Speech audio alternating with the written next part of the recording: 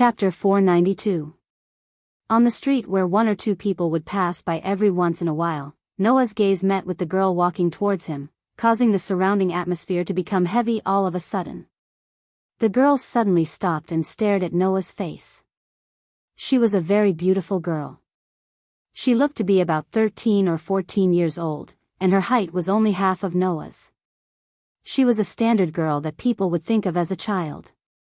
However, such a girl not only had an angelic face, but also had a kind of beauty that ordinary people could not understand. It turned into a temperament that rippled around the girl's body, making the girl extremely eye-catching no matter how one looked at her. However, the passers-by who should have been distracted by the girl's beautiful figure didn't seem to be able to see her. Or rather, they didn't seem to be able to sense her existence.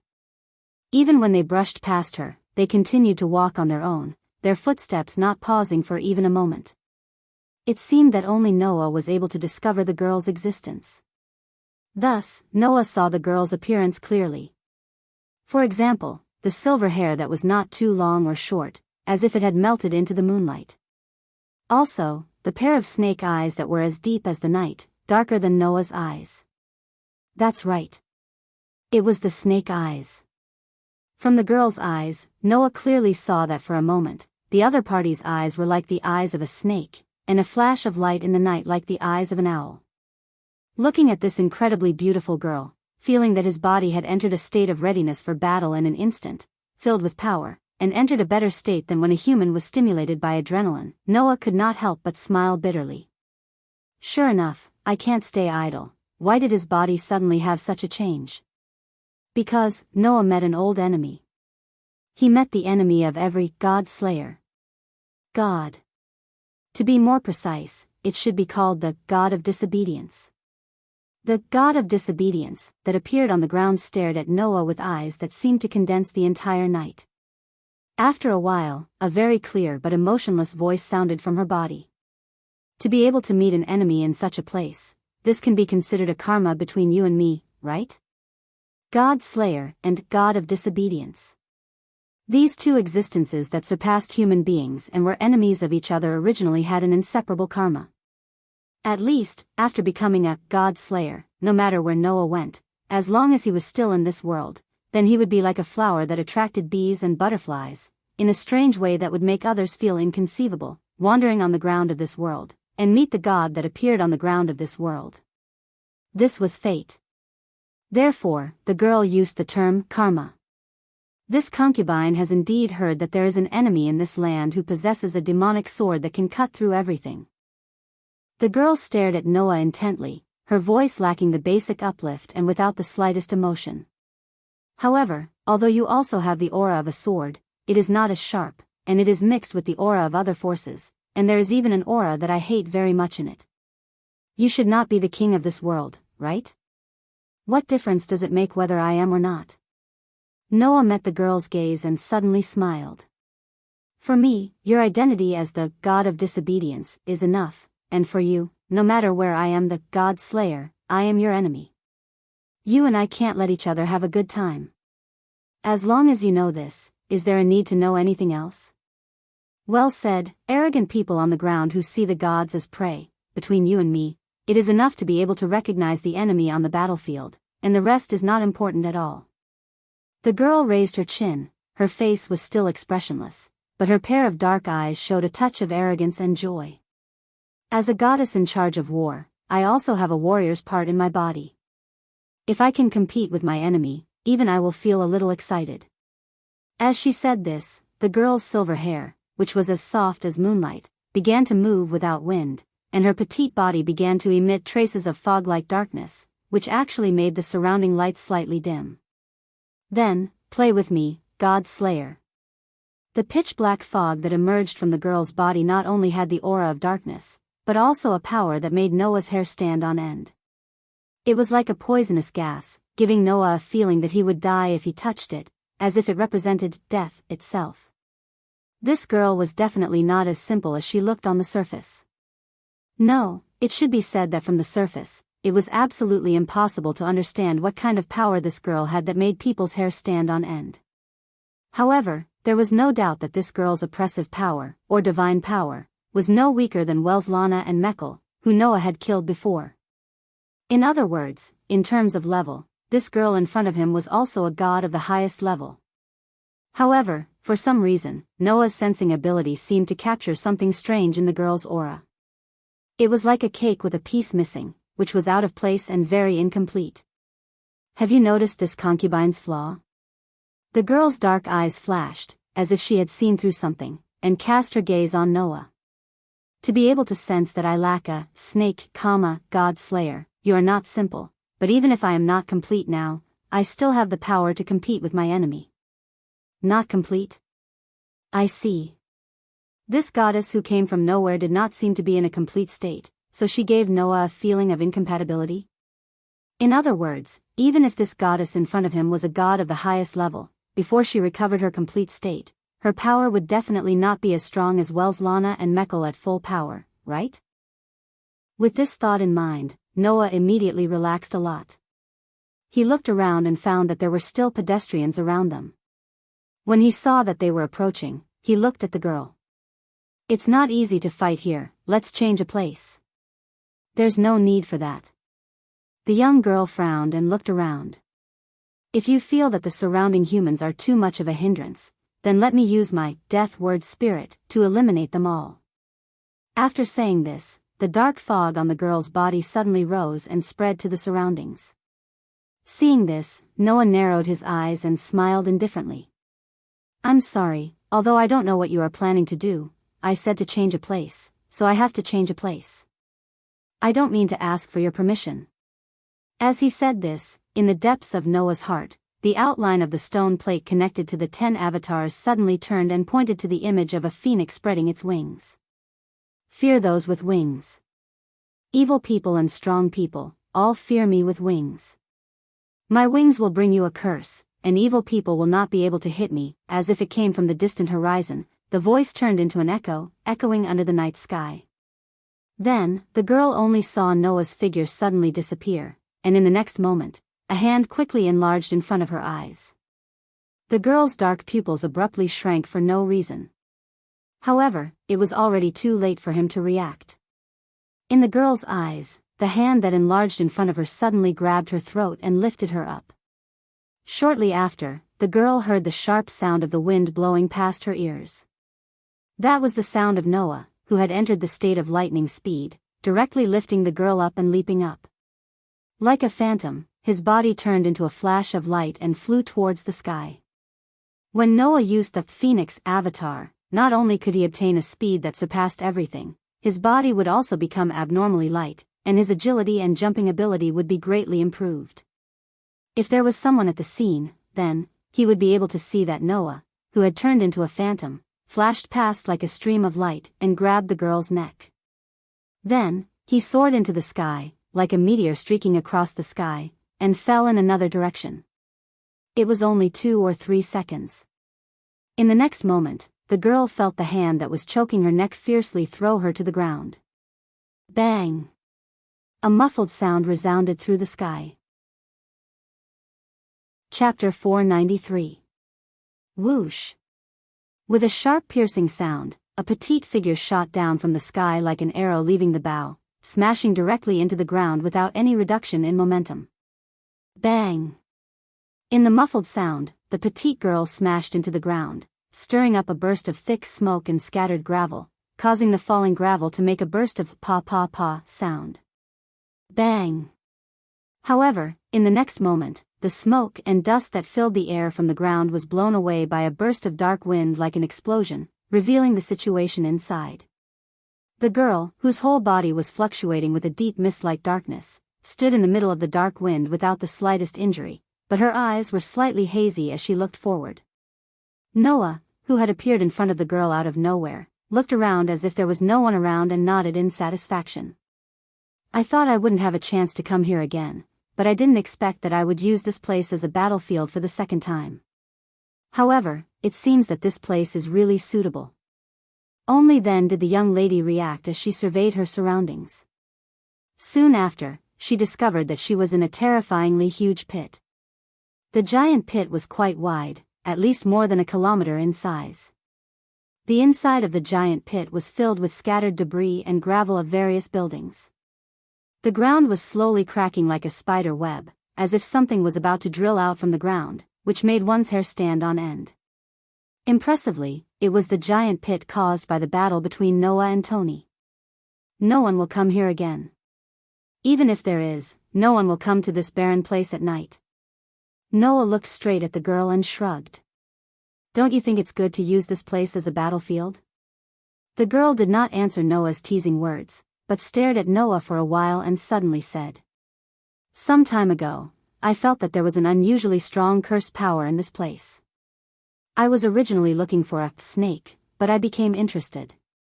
With the idea that it's not bad to go a little further, I came here."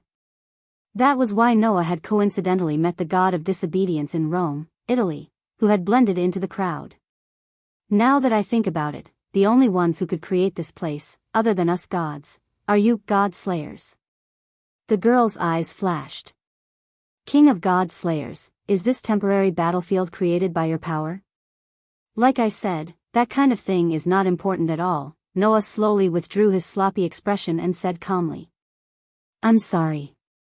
Although I have no enmity with you, since you've become a god slayer, and judging from your behavior just now, you don't seem to care about the lives of humans. In order to prevent you from causing unnecessary trouble, I'll have to ask you to leave."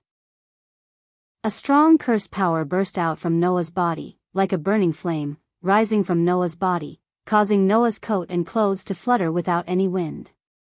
After all, the people here serve me as their king.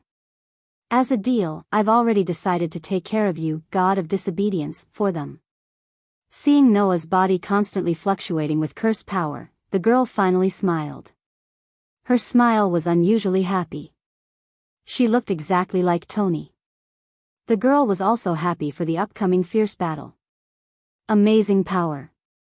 Only with such power can you be qualified to be a god's enemy and have the ability to wield your sword and kill us gods, the girl said with joy from the bottom of her heart. However, God Slayer, there's one thing you're wrong about. It's not that we have no enmity. You're the king of god slayers, and I'm a god. We're enemies, don't forget this. Thank you for reminding me. Noah's eyes gradually narrowed. Then, let's begin. The moment the words fell, the atmosphere in the huge pit suddenly exploded like a volcanic eruption. Just when Noah was about to make his move, the girl's face suddenly stiffened. She suddenly turned her head and looked at the other side of the night sky. This feeling, seeing the girl suddenly turn her head and look in another direction, the oppressive aura on her body suddenly stagnated and showed signs of decreasing. Noah frowned. What are you doing? The girl ignored Noah and just stared blankly at the other side of the night sky. After a while, she turned her head and looked at Noah. The mist-like darkness on her body shrank back into her body. What's your name? Didn't I say that it's not important? Noah's brows furrowed even tighter. If you want to know before you're willing to fight, then it's fine to tell you. My name is Noah Doria. Noah Doria? The girl repeated the name a few times as if she wanted to remember it. Then, she nodded. Let's leave this battle for later. Noah was stunned. Although running away from the battlefield is beneath the dignity of a goddess, I am the goddess of war. Running away and retreating is also an important part of war. Regrouping is definitely not something to be laughed at, the girl said with an emotionless voice. Moreover, I have to admit that at this time, even if I fight you, I will most likely lose before I retrieve the snake. That is a loss of composure that I cannot allow. So, let's wait for me to recover my complete Trinity form before we fight again. After saying that, the girl's petite body was gradually covered by a layer of darkness that emerged from the ground. Only a pair of dark eyes stared straight at Noah, rippling with dense darkness. Finally, let me tell you my name. I am Athena, the goddess of wisdom and war who appeared here in order to retrieve the snake that was lost in ancient times. I am also the queen of the gods who had obtained everything in the past and lost everything in the end. Noah Doria, don't forget the name of your enemy. Wait here for the arrival of Athena the disobedient. After leaving these words, the girl who called herself Athena was finally covered by the thick darkness and completely disappeared. Noah could only look in the direction where Athena disappeared in astonishment, his expression becoming extremely interesting. Athena? Athena, one of the most famous Olympian deities in Greek mythology.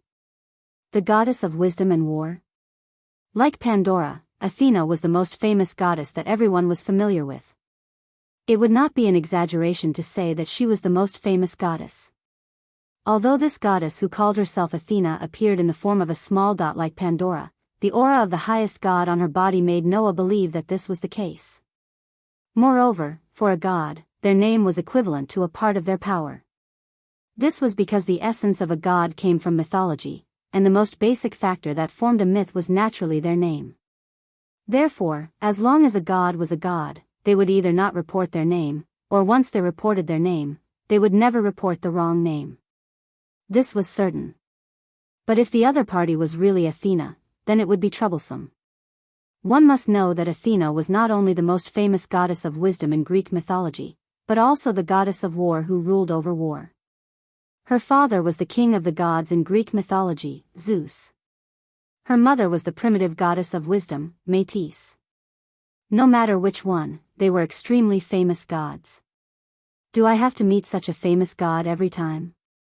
Noah's frown deepened. Moreover, she said that she was the queen of the gods who had obtained everything and lost everything in the past. She also said that she was incomplete and had lost the snake. What is this snake? Also, what is the form of the Trinity? The more Noah thought about it, the more puzzled he became. It could not be helped. Although Athena was super famous, she was only famous in name. As for the core of the myth that formed Athena, if one did not really study it, it would be impossible for most people to know about it. With this thought in mind, Noah closed his eyes slightly and fully activated his sensory ability, bringing everything around him into his control. The entire range of his sensory ability was clearly reflected in Noah's mind, giving Noah pieces of information and information. Not long after, Noah felt a trace of aura. He opened his eyes and used the phoenix incarnation. His body was like a phantom, like a mirage, and disappeared. Chapter 494. When the sky was bright again, Noah had re-entered the city and came to a restaurant. This was a small restaurant that was not very luxuriously decorated. It was a small restaurant that belonged to the general public. It was not very high-end. Even ordinary civilians could order food here without any scruples. Now, the sun had just risen, and there were only a few customers in the restaurant. They seemed to be office workers who were rushing to work and were eating breakfast here. However, these people were not in a hurry. They were all wearing casual clothes and eating breakfast with a leisurely look. At this time, these people were eating breakfast leisurely while watching a TV placed in the restaurant. The TV was broadcasting the news. Moreover, it was the same as yesterday. The news reported that a meteorite had hit the Italian capital, Rome, causing a huge crater and a huge loss of more than 15 billion euros. Noah helplessly looked at the news that had been reported countless times. He immediately walked into the restaurant, found a seat, and sat down. The waitress who came out to greet him was a 17 or 18-year-old girl. If Noah did not understand Italian, he might be troubled at this time. Unfortunately, Noah was very proficient in the languages of the world. Not to mention speaking, even writing was not a problem. Moreover, after becoming a God Slayer, Noah also gained a very special ability. It was a special ability that all God Slayers had. It was called 1,000 Languages, and it allowed people to learn the secrets of magic in any language in just a few days. It was a secret technique that could only be learned by magic experts who had studied magic for many years and had comprehended the profound meaning of the spirit of language. Once one became a God Slayer, this secret technique of 1,000 words would be engraved into the body of the God Slayer instinctively. Others may spend a lifetime to understand magic, but once a God Slayer succeeds in killing a god and reincarnates, they can automatically learn magic. This made Noah wonder how many times he cheated. However, thanks to this ability, at least in the future, Noah did not have to worry about language problems, even if he went to a world that was not set in modern times. As such, to Noah, the problem of language did not exist anymore. So, Noah quickly ordered a cup of coffee to wake up his slightly tired mind because he didn't sleep all night. He looked at the menu and ordered spaghetti and a sandwich. The spaghetti and sandwiches were freshly made, and so was the coffee. It was said that pouring a large amount of sugar into the coffee was the way Italians drank coffee. It was said that the taste of coffee would be very strong, sweet, and fragrant. Back in Sardinia, Erica had said more than once that it had to be drunk this way to taste good. However, Noah preferred to drink black coffee without any sugar. Noah didn't like things that were too sweet. Instead, he had a special liking for salty flavors. In addition, the refreshing effect of black coffee was even more obvious. Therefore, when he drank coffee, Noah drank black coffee directly. In the beginning, he had tasted a lot of bitterness, but after getting used to it, Noah felt that compared to the sweet coffee, the black coffee tasted better.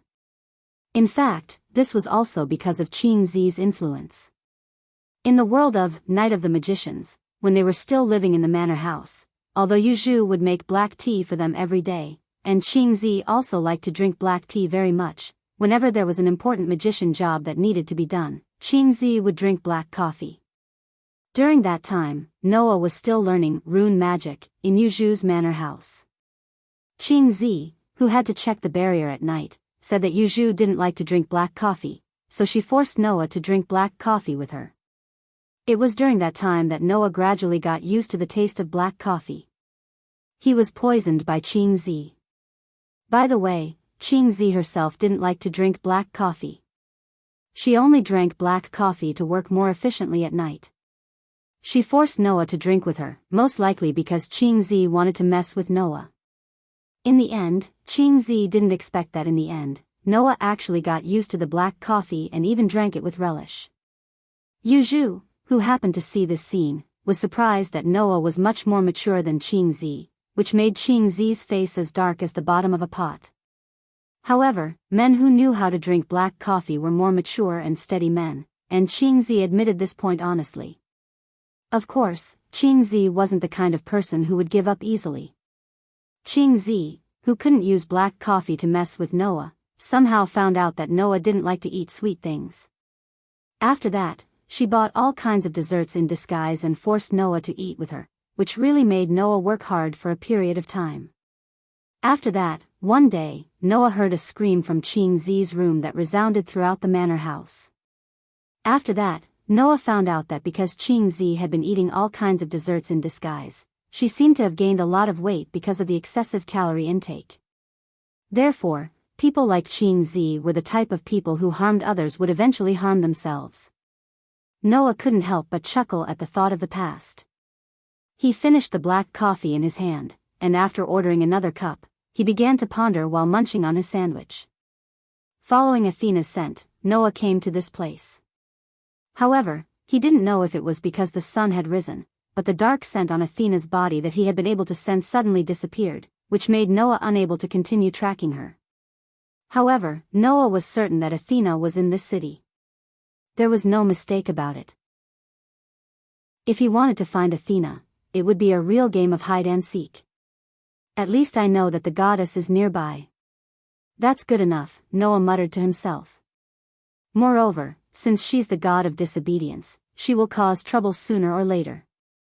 I'm not afraid that I can't find Athena. I just don't know why Athena suddenly left last night. Athena was the goddess of wisdom and war. Excluding the aspect of wisdom, as a goddess of war, Athena was much more powerful than Ares, who was also a god of war. After becoming the god of disobedience, it was not impossible for her to sink into the fanaticism of battle and war. She would definitely not give up on battle suddenly. Unless Athena had discovered something important. Maybe it's the snake that the goddess has been looking for. Noah finished the sandwich in his hand and ate the spaghetti. Although I don't know what's going on, I can confirm that Athena is incomplete.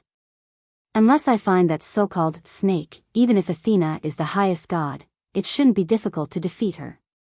If this sentence was heard by others, they would probably laugh bitterly.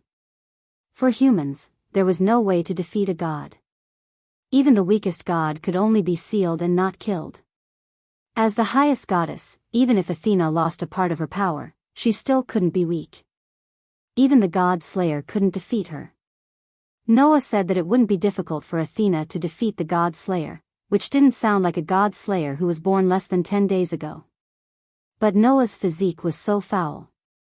He absorbed the power of the highest god, the god of victory, and the king of gods, and combined them with his own power to derive the power of the 10 incarnations. Noah's power leap was too exaggerated. It was not an exaggeration to say that he reached the heavens in a single bound. So, the real foul was Noah's physique. Compared to this overbearing physique, Noah's power was nothing. At this moment, the door of the restaurant opened, and 2 people wearing black cloaks walked in from the outside and sat in the corner. These 2 people dressed so suspiciously came to the restaurant, but they didn't attract any attention at all. Only the waiter staggered over as if he was sleepwalking and accepted their orders with blank eyes. Noah, who noticed this scene, raised his eyebrows without batting an eyelid. Magicians? The 2 suspicious black-cloaked people were 2 magicians. They seemed to have used some kind of magic to make the people around them unable to notice them. They also used a hypnotic magic to control the waiter and order the food. Whether it was their disguise or their actions, it was too suspicious. If they didn't want to be noticed, they could have just changed their disguise. Was it necessary to do this? Noah, who felt very suspicious, began to pay attention to the 2 black-cloaked people. Chapter 495. In the presence of 2 very suspicious black-robed men, the office workers in the restaurant were still watching TV and eating breakfast, and they didn't realize that there were 2 aliens among them.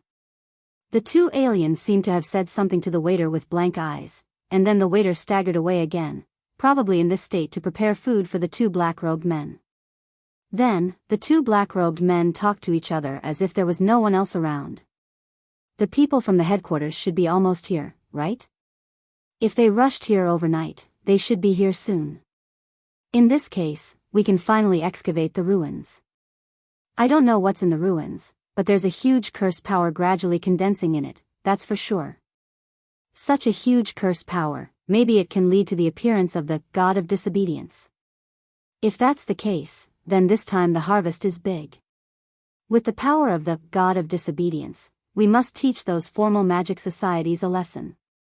Fortunately, the incident with the crater attracted the attention of the magic societies in Italy away from us. That's how we were able to successfully hide from the spies of the magic societies and excavate the ruins. I heard that it was the duel between the 2 kings that caused the crater. TSK, sure enough, the god slayers are a group of monsters. Forget it, if the excavation of this ruins is successful, maybe we can borrow the power of the god of disobedience. Then even if those formal magic societies ask for help from the god slayers, we will have the power to fight. Yes, let's finish our meal quickly and go back to the ruins. After the above conversation, the 2 black-robed men sat there quietly, chatting about some unimportant things while waiting for the dishes to be served. After the waiter staggered and served some dishes with blank eyes, the 2 began to eat. On the other side, Noah, who clearly heard the conversation between the 2 black-robed men, pondered slightly. If I'm not mistaken, the 2 black-robed men in front of me should be magicians from some evil magic society, right? After all, they just said the words, formal magic society, which proves that they are not a formal magic society. A person's evil thoughts were limitless, not to mention a person with power. Just like how in the world of fairy tale, there were universal magic and forbidden magic like our system, there were also some extremely taboo magic in this world. The only ones who could use this taboo magic without any scruples were those evil magic guilds who were rejected by the orthodox magic guilds. According to the words of these 2 evil magicians, the society they belonged to seems to have found a ruin, and it is very likely to attract the god of disobedience. Because of the duel between Noah and Tony, all the magic associations in Italy were now focusing on the shocking crater, which led to the discovery of this ruin by the evil magic associations. They planned to take advantage of this opportunity to excavate the ruin. Could it be that Athena suddenly left last night because of the appearance of this ruin? Noah's heart jolted. He raised his head and cast his gaze towards the two black-robed men. The corners of his mouth slowly curled up. After the meal, the two evil magicians dressed in black robes walked out of the restaurant and entered the street as if there was no one around. There was a faint fluctuation of magic on their bodies. The two black-robed men used the magic of invisibility that could make ordinary people unable to detect them. They reduced their sense of existence to the lowest level, and no one would notice them. They walked on the street in a dignified manner. After a while, they turned into an alley. The next moment, the fluctuations of magic on the two black-robed men changed, and a magic circle spun under their feet. Duh! Amidst the loud stomping sounds, the two black-robed men suddenly soared into the sky like birds. Then, as if they were directly stepping on air, they leaped forward in a certain direction. That is the magic of jump. For a full 10 minutes, the two black-robed men used the magic of jump to continuously jump in a certain direction. Because they didn't need to take a detour, and because they had amazing jumping ability, the speed of the two men was faster than the average car. It didn't take long for them to jump into a remote wilderness. And the two black-robed men who jumped into this remote wilderness abruptly disappeared without a trace. Wang! Almost at the same time, Noah, who was like a phantom, quietly appeared at the place where the two black-robed men had disappeared amidst the vibrations of space and atmosphere. He furrowed his brows slightly, closed his eyes, and activated his sensing ability. After a while, his furrowed brows relaxed. Barriers? Within the range of Noah's sensing ability, a large part of the wilderness in front of him was covered by several boundaries. Concealment barrier, repelling barrier, and blocking barrier. A total of 3 barriers, quite a big deal. The concealment barrier can isolate the inside and outside of the barrier, so that the people outside can't see anything inside the barrier, only the wilderness. The repelling barrier can give everyone within 100 meters of the barrier a hint of leave and do not approach, making it impossible for ordinary people to come close. The blocking barrier can isolate all sounds, auras, and even the fluctuations of curse power. No matter how big the change is inside, the people outside will not be able to detect it. These 3 barriers are very common types of barriers, but they are also the most commonly used type of barriers. Thus, Noah, who had lived with Qing Zi and Yu Zhu for quite some time, and had even gone to Yu Zhu's library, was able to easily identify these 3 barriers. Immediately, Noah opened his eyes, and suddenly smiled. To need to set up 3 such cautious barriers, I don't believe that the so-called ruins are not here. After saying that, Noah directly walked forward. It's a pity that spells and whatnot are useless against the God Slayer. After saying that, Noah directly stepped forward, and broke into the barrier. Buzz!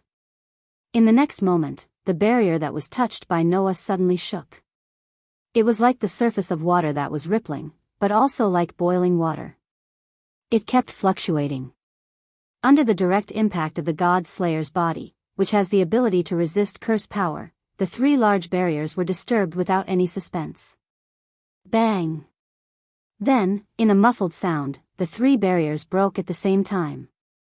Then, the scene that appeared in front of Noah completely changed.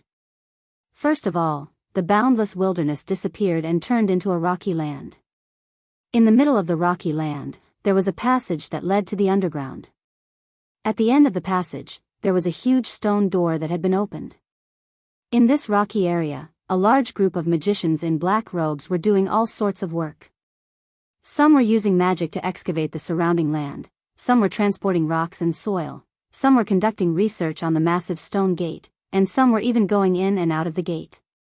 The appearance of Noah and the destruction of the barrier naturally made everyone present turn pale with fright. Who is it? Who am I? In front of all the magicians dressed in black robes, Noah spread his hands. What I can be sure of is that you are definitely not good people. As soon as his voice fell, the magicians present finally reacted. Kill him. Don't let him spread the news here. Attract the attention of the official magic association. It was not known who shouted, but after that, all the magicians' bodies rose with curse power, and looked at Noah with murderous eyes. Seeing this, Noah raised his eyebrows, and just as he was about to do something, two sounds echoed in the air. You actually want to use a curse on the king? There should be a limit to your ignorance. Despicable person. Who allowed you to point your sword at the king? Accompanied by these two delicate shouts, two beautiful figures landed in front of Noah, like knights protecting Noah, one on the left and one on the right, protecting Noah behind them, majestically facing everyone in front of them. The newcomers, one was wearing a red and black outfit with a face full of confidence and power, while the other was wearing a blue and black outfit with a stern and serious expression. They were none other than Erica and Liliana. Chapter 496. Looking at the two knights who suddenly appeared in front of him, Noah was a little surprised. Why are you here? Huh? Why? Erica spat out a powerful voice that reminded one of a lion's without turning her head. The corners of her mouth also curled up slowly. Although it's okay to answer you now, it's rare for us to make such a grand entrance. Why don't we let the clown back down first? Please wait for a moment. Liliana closed her eyes for a moment before opening them abruptly. It's not up to you to deal with a group of despicable evil magicians. Facing a group of magicians who had the absolute advantage in numbers and were at least dozens of times their number, both Erica and Liliana appeared to be at ease and didn't panic at all. It wasn't because they were backed by the 7 god-slaying kings in the world, but because they were confident that they could absolutely defeat the enemies in front of them. Erica Browntree. Liliana Kranikar. The two prodigies of Italy's Red Copper Black Cross and Bronze Black Cross were going to show off all of their powerful strength and strong hearts here, proving that they were not just pretty on the surface. Looking at how Erica and Liliana were at ease and didn't take them seriously at all, many irregular evil magicians were infuriated. However, some of them also heard Erica and Liliana's words and couldn't help but waver. King? Did they just say, king? Could that man be? Without giving the group of magicians time to react, Erica and Liliana's slender bodies spurted out an extremely impressive amount of spell power, bathing their bodies in spots of dim light brought about by the waves of spell power. Steel Lion and Lionheart King, as my ancestor, please listen to the oath of Knight Erica Browntree. I am the successor of the Horn Flute, the descendant of the Black Warrior. If my heart doesn't yield, my sword won't break. Lionheart King, the essence of struggle is now in my hands. The time for the duel has come, Lionheart King, my wings, the steel that forms the phantom blades, Grandmaster Silversmith, grant me strength. Melodious words echoed from the two girls' mouths like a symphony. Wang. 2 magic arrays, one red and one blue, immediately appeared in front of Erica and Liliana's outstretched palms. In the next moment, 2 cold weapons appeared in the center of the magic array and fell into the hands of the two girls. What fell into Erica's hand was a long sword as slender as a western sword and as sharp as a knight's sword. It was a famous weapon called the Lion King's Heart, which was Erica's only weapon and favorite sword. What fell into Liliana's hand was a silver-white military knife. It was called the Grandmaster Silver Craftsman, and it was a weapon that was no less valuable and powerful than the Lion King's Heart. It was said that the Lion King's Heart and the Grandmaster Silver Craftsman were originally a pair of magic swords. Their former owner was a paladin who stood at the top of Italy and was no less powerful than Paul in terms of power and status. Erica and Liliana had each inherited the pair of weapons since they were young, allowing the 2 famous magic swords to shine in their hands. It was unknown whether it was the person or the sword that was famous, but when the evil magicians saw the Lion King's Heart and the Grandmaster Silver Craftsman, they all clamored. You're Erica Brantley and Liliana Kranjkar? Oh. Erica narrowed her eyes, and the smile on her face became a little dangerous. I didn't intend to reveal my name to the shady clown, but since you've recognized me, I'll take care of you beautifully since you have such good taste. While Erica was making a declaration before the battle, Liliana had already spun the Grandmaster Silver Craftsman in her hand, and the tip of the sword pointed downward. With a slight air-piercing sound, she stabbed the silver military knife into the ground with a swished sound. Mother who gives and takes life, give me the beacon of the dark land. The spirit of the language turned into power, causing the spell power around Liliana to surge into the ground through the Grandmaster Silver Craftsman that was stabbed into the ground. Plop! Like the surface of the water with a stone thrown into it, the ground rippled slowly with the sound of water, sweeping across the numerous magicians who were still in panic. Then, the ground suddenly turned soft as if it had turned into a swamp. The magicians standing on the ground felt their heels stick, and their bodies sank into the ground. What? What's this thing? Is it the magic that turns the ground into a bottomless swamp? Despicable witch. Hurry. Use counterattack magic. Seeing this, Erica smiled coldly. Unfortunately, it's too slow. With that, Erica tossed the Lion King's heart into the air. The sharp longsword abruptly pierced into a magic formation that rippled out above her head. The Lion King's heart, bestowing upon the steel lion the mission to tear, pierce, crush, defeat, annihilate, and triumph. I entrust you to this battlefield. The Lion King's heart that was pierced into the center of the magic formation sank into the magic formation. As if intending to take its place, as the sharp longsword plunged into the magic formation from the bottom, a gigantic steel lion emerged from the top of the magic formation as if it had just broken through the ground. It stood on top of the magic formation and leaped forward. Bang! With a muffled sound, the giant steel lion suddenly fell to the ground. Roar! The huge steel lion raised its head and roared. Then, like a bullet fired from a gun, it pounced toward the magicians who were stuck in the ground. Ah! Cries of agony resounded in the air above the rocky ground for a long time. Ah! As the last magician let out a sorrowful cry under the bite of the steel lion, the battle came to an end. Hum! The steel lion emitted crimson light, and its body began to disintegrate into a silver-white longsword. It flashed in the air and returned to Erica's hand. As expected, the battle was one-sided. The magicians, who were dozens of times more powerful than them, were like the most vulnerable ordinary people in front of Electra and Liliana. In less than 10 minutes, they were all felled by Electra's Lion King's heart and Liliana's Silver Master Craftsman. Looking at the black-robed people lying on the ground, Noah, who was waiting on the side with his arms crossed, sighed.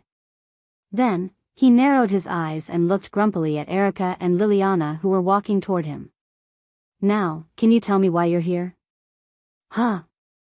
Erica smiled mischievously. I think His Majesty should have guessed it. We used tracking magic and followed His Majesty here, Liliana answered Noah's question solemnly and lowered her head. I'm really sorry for tracking His Majesty without His Majesty's permission. But His Majesty, we had no choice. Noah curled his lips as he looked at the two young ladies in front of him who spat out different words but had the same matter-of-fact expression without the slightest hint of regret or guilt. In other words, you're still worried about letting me wander around Italy, so you chased after me and decided to keep an eye on me, right? Erica and Liliana immediately looked at each other. If we say no, I don't think His Majesty will believe us. So, we don't intend to hide it. That's one of our purposes, Erica said with a sweet smile. However, that's not important. What's important is that we feel that although you're not as uninterested in things other than fighting as Sarbatlii, you should need someone like Andre by your side. Please let us follow His Majesty. Liliana said solemnly. With the reputation of a bronze black cross on the line, Liliana Kranikar will definitely protect His Majesty. Erica and Liliana knelt on one knee at the same time and performed the knight salute, waiting for Noah's decision. Staring at the two girls, Noah sighed. What's going on? Chapter 497. Alim. After a while, Noah told Erica and Liliana about how he met Athena last night, followed her here, discovered those evil magicians and came to this ruin. After understanding the whole story, Erica and Liliana fell silent almost at the same time. They looked at the evil magicians lying on the ground with hostility in their eyes. What a loss of composure, Liliana expressed her inner emotions directly. Although the losses caused by the battle between the two kings made the magic societies in Italy focus most of their attention on the crater, which is why they didn't discover the petty tricks of these despicable people, none of the magic societies discovered the situation here. It's really a loss of composure on the part of the magic societies in Italy. There's nothing we can do about it, Lily, Erica analyzed calmly. After all, Italy is basically controlled by various magic societies in secret now. Even if there were any ruins, they would have basically discovered them. Who would have thought that there would be undiscovered ruins hidden in this place? Or maybe someone discovered it, but didn't explore it, right? Noah made sarcastic remarks as if it had nothing to do with him. Although they are all magic societies in Italy, there is also a hostile relationship between the Copper Black Cross and the Bronze Black Cross. It's impossible for all the magic societies in this country to be united. This ruin might have been discovered by some magic society, but in order not to attract the attention of other magic societies, they haven't found the opportunity to explore it. Noah glanced in the direction of the ruins. To put it simply, it's possible that some magic society has been hiding this ruin because they want to monopolize it and wait for the opportunity to explore it. In the end, it was discovered by these evil magic societies during this sensitive period, right? Erica sighed. It's not impossible. Upon hearing that, Liliana furrowed her brows subtly, revealing a trace of helplessness and irritation on her face. Liliana's personality was too straightforward, which could be said to be the most standard type of knight. Therefore, Liliana generally wouldn't get involved in complicated matters such as conspiracy theories. It could be said that in terms of talent in swordsmanship and magic, Liliana wasn't inferior to Erica at all. However, Liliana didn't have the temperament and qualities of a social lady at all. That was why Liliana had been toyed with by Erica since she was a child. Liliana could also understand the various speculations of Noah and Erica, but it was difficult for her to participate in the discussion. The only thing Liliana could do was to express her feelings without hiding anything. Hence, Liliana said as if she was having a headache. I didn't expect that even a goddess like Athena would appear and look for the snake. If she finds the snake, when she regains her identity as the Queen of the Trinity, even the king would have a hard time dealing with her. Indeed.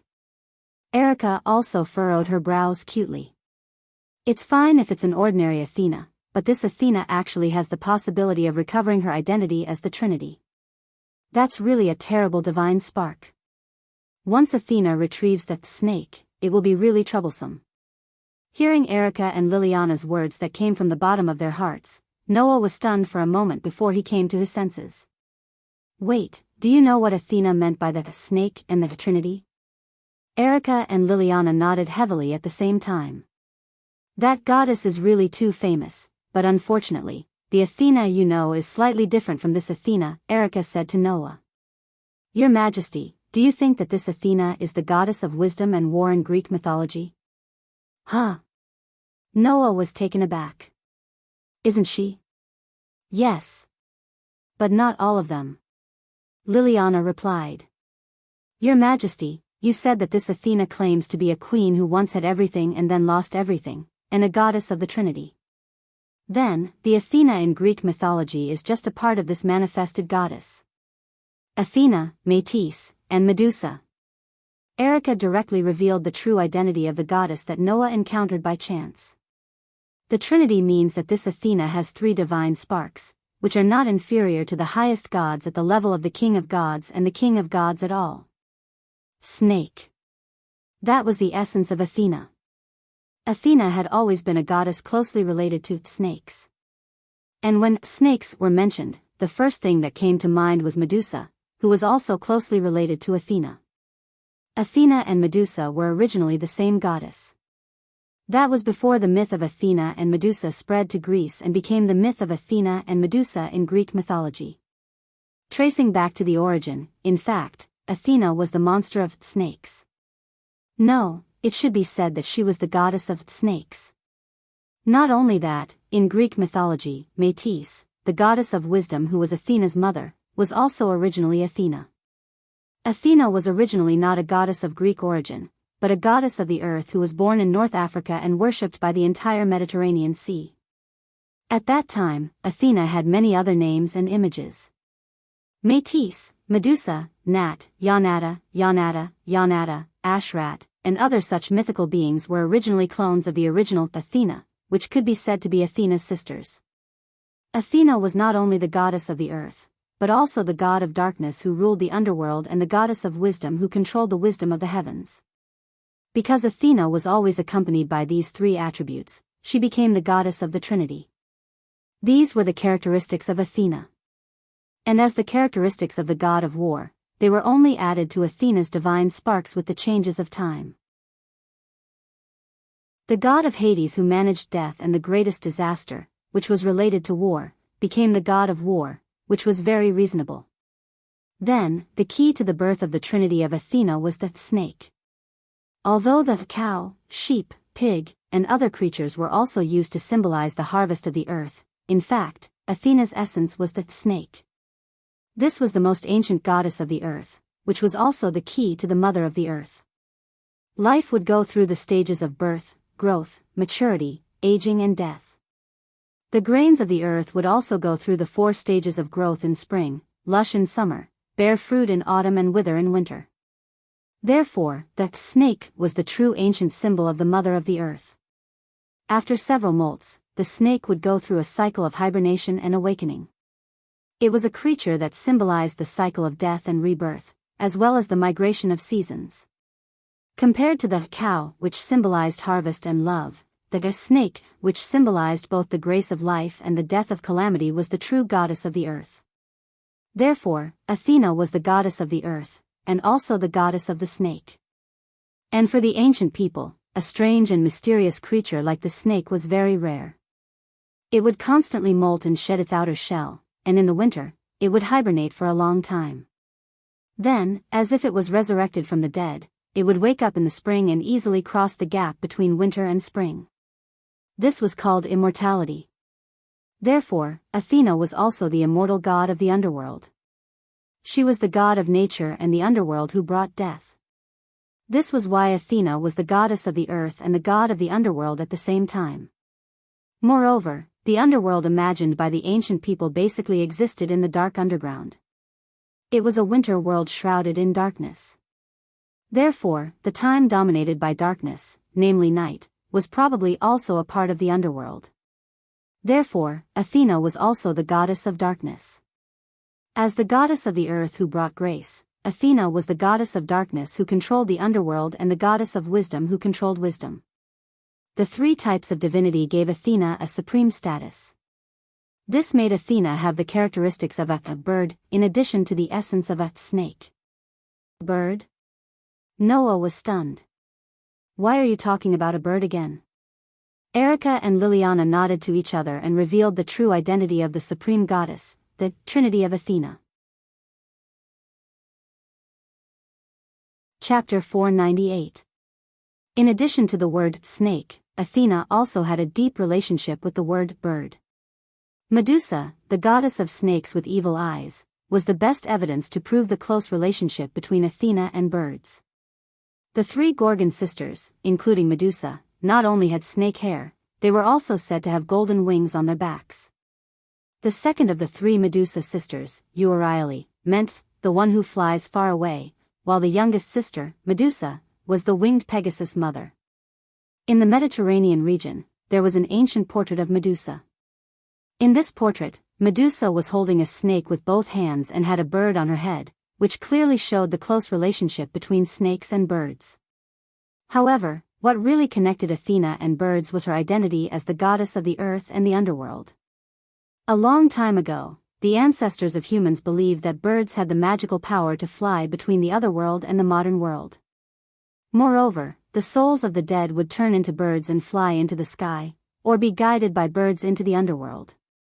In order to go back and forth between the earth and the underworld, the snake, that symbolized the earth, and the bird, that symbolized the underworld, were combined and became the symbol of Athena, the goddess of the earth and the underworld. Therefore, the word bird was added to the word snake, and Medusa became a winged snake, or a winged snake. The original Athena, who had not yet been spread to Greece and became a goddess of Greek mythology, was a winged snake, the goddess of life and death worshipped by the ancient people.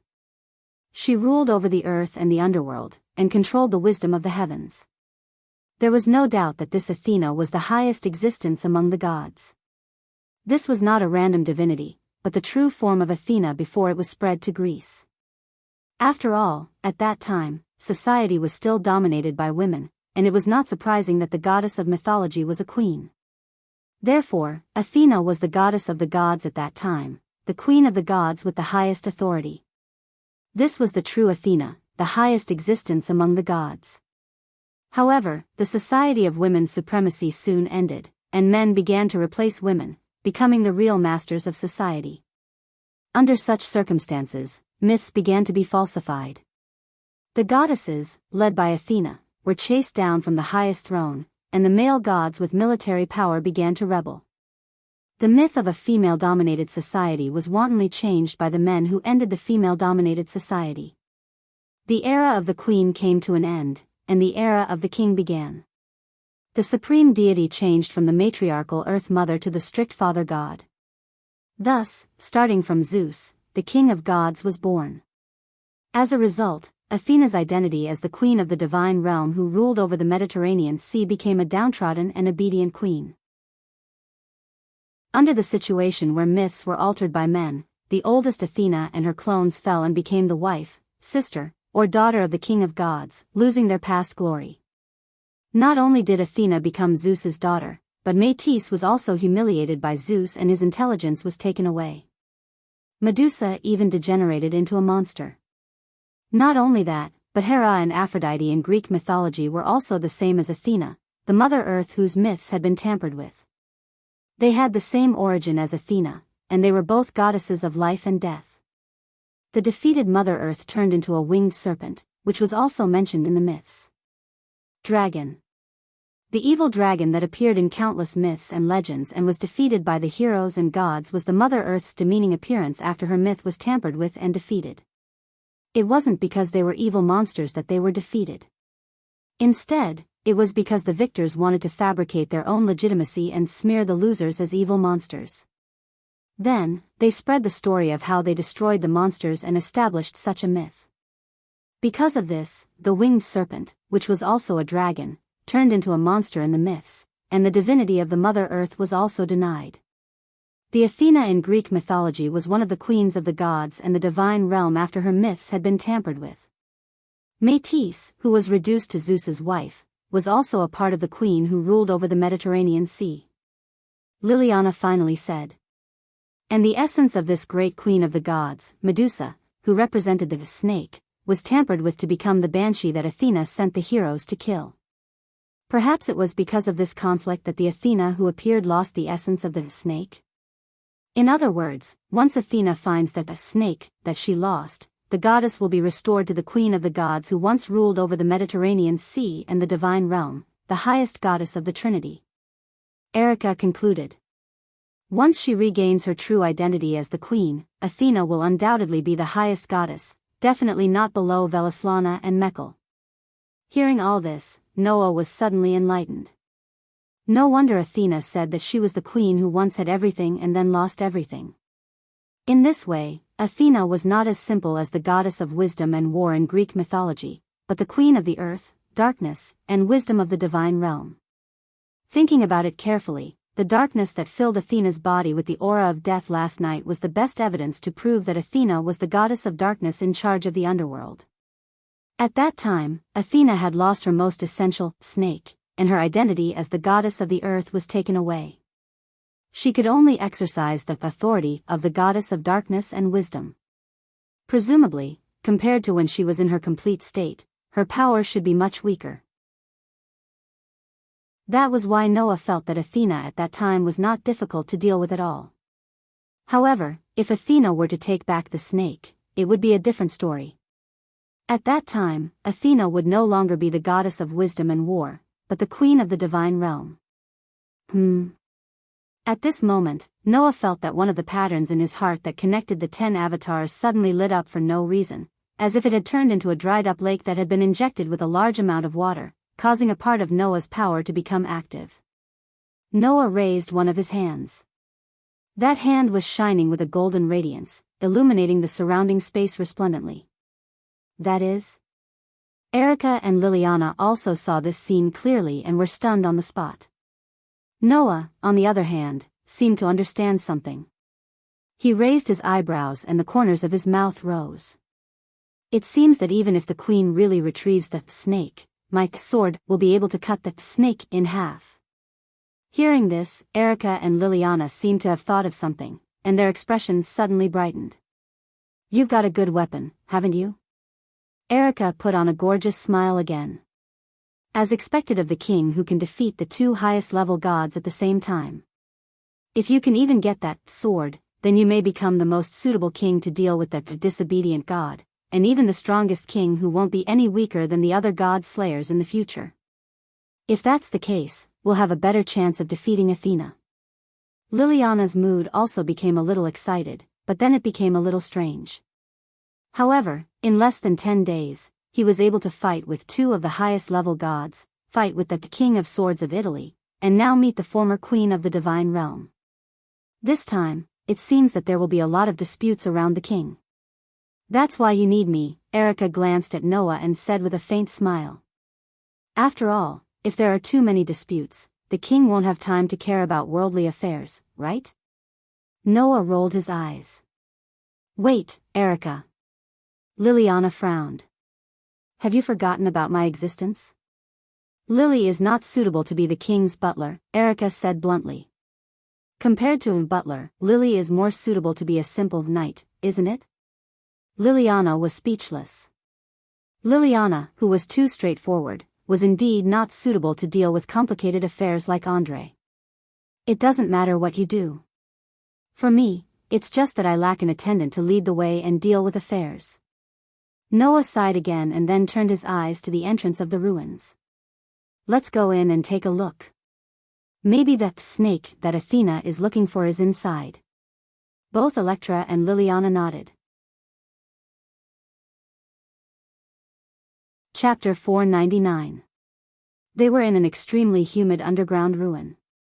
The floor, ceiling, and surrounding walls were pitch black, but they were all covered with moss and obvious wet water stains. Water was even dripping from the top of the ceiling, making one wonder why there was a dry rocky land above the ruin. Through the stone door at the entrance of the ruin, Noah, Erica, and Liliana entered the interior of the ruin one by one. As soon as they entered the ruin, except for Noah, Erica and Liliana's faces stiffened, and their eyes became solemn. Only those who had the same power in their bodies could sense it. Inside the ruin, almost every corner was filled with a faint spell power. In the depths of the ruins, in front of the bottomless pitch-black tunnel, a powerful curse power that was clearly impossible for ordinary humans to possess blew over like a gust of wind, constantly slapping Noah, Erica, and Liliana's faces. Sensing the enormous spell power that permeated the air, Erica and Liliana's expressions turned solemn. Now I'm sure that even if there's no Athena's snake in this ruin, there must be something incredible sleeping there. Erica's face was solemn, but there was no fear in her eyes. I guess it's at least something related to the god of disobedience. It's really lucky to find this place in advance. Liliana was already holding Silver Master Craftsman in her hand, and she looked straight ahead of her in the passage. If it's something related to the god of disobedience, maybe we can do something in advance to resolve the disaster that is very likely to involve the god of disobedience. I'd rather have Athena's snake in there. Noah had a different opinion. We haven't dealt with Athena yet. If another god comes out, I don't want to keep trying to deal with two gods at the same time. As soon as he said that, Erica and Liliana looked at Noah strangely at the same time. If it's Sarbat Raichin, she'll probably be overjoyed, right? Erica couldn't help but say. Isn't it the wish of every god-slayer to be able to fight a god? Not to mention, you're just a new king, Liliana added. Although you have killed two gods at the same time, you only have two powers at the moment. Compared to the other deicide, it is too little. Even you have 4 powers. Don't you want to kill more disobedient gods to increase your own strength? It was not surprising that Erica and Liliana would think so. Who would mind if they were too strong? Not to mention the power of God. Once he succeeded, he would be able to increase his strength to a certain extent. Unless they were like Tony, who obtained authority that was completely useless in actual combat. However, killing a god was a gamble in the first place. After all, a god's authority could be strong or weak. If a god's authority was so weak that it could not be used in battle like Tony's, it was considered bad luck. However, if a god's authority was strong, it was not impossible to surpass the god slayer in one fell swoop. Noah was believed to have only 2 powers at the moment. It was not strange for him to want to increase his own strength, right? It was a pity that Noah only had 1 power, but it could be used as 10 powers. With so many powers in his body, increasing the power of 1 more power might not necessarily increase Noah's strength. Moreover, the reward was proportional to the risk. They are gods. Do you think they are mosquitoes that you can swat whenever you want?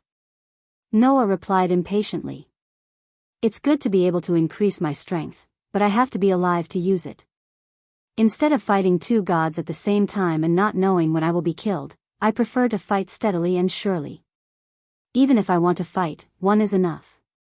Greed is like a snake trying to swallow an elephant. Be careful that you can't swallow it and choke yourself to death. On the uninhabited island, the king who said that he wanted to kill the 2 highest level gods at the same time said so. Fortunately, Erica and Liliana did not know about this. Otherwise, they would have complained. Let's go in. Noah took a step forward. There is definitely something up ahead. It is very likely that Athena or something will appear at any time. You guys be careful. With that, Noah planned to walk in front of Erica and Liliana. This was an almost instinctive action. In such a dangerous place, it was natural for a man to protect a woman in front.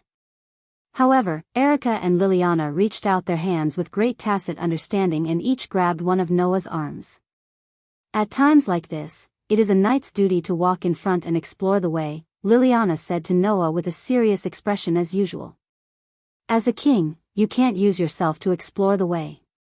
If you treat me as an ordinary girl, even if you are a king, Erica Brantery, will draw my sword and show you the bravery of a knight. Erica smiled fearlessly.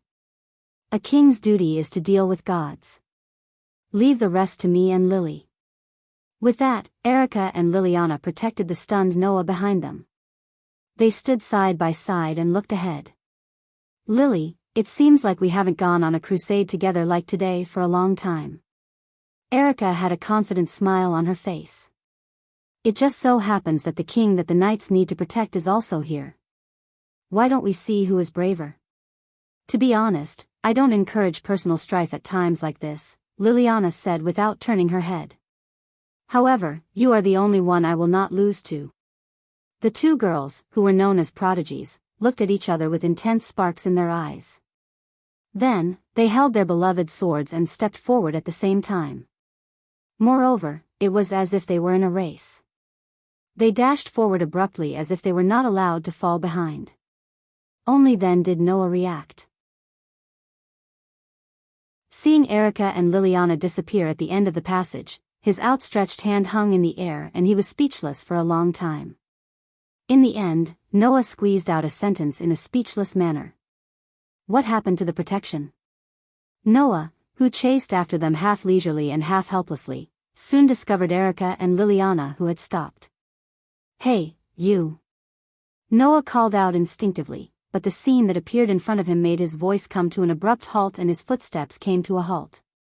The scene before Erica and Liliana could be described as hell. Corpses in black robes. Puddles of bright-colored blood.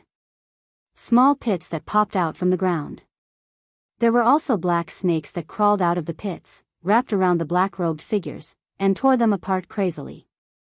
Needless to say, the black-robed figures were the companions of the evil magicians outside.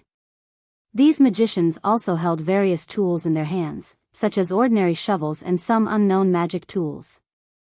It was obvious that they were excavating this ruin. Liliana's expression was unprecedentedly solemn. Even though he deserved to die, he still makes people feel uncomfortable. Is this the capability of an illegitimate magic association? Erica sounded rather helpless too. Generally speaking, for ruins like this that have obviously not been excavated, the source must be investigated in advance. Then, a professional geomancer will investigate and determine the degree of danger before excavating. These illegal magic associations naturally don't have such a formal response. It's understandable that they ended up like this because they were in a hurry to excavate the ruins. The so-called geomancer technique referred to magic that was similar to feng shui.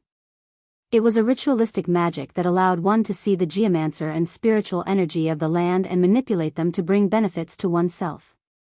Those who knew geomancer techniques were geomancers.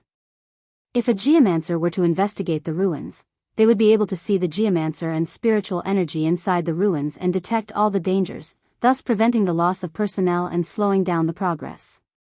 Unfortunately, the average evil magic association wouldn't have such a formal way to deal with it. Barging in rashly would naturally result in this outcome. Hiss. At this moment, the black snakes that were biting the black-robed figures made creepy sounds, attracting the attention of Noah, Erica, and Liliana.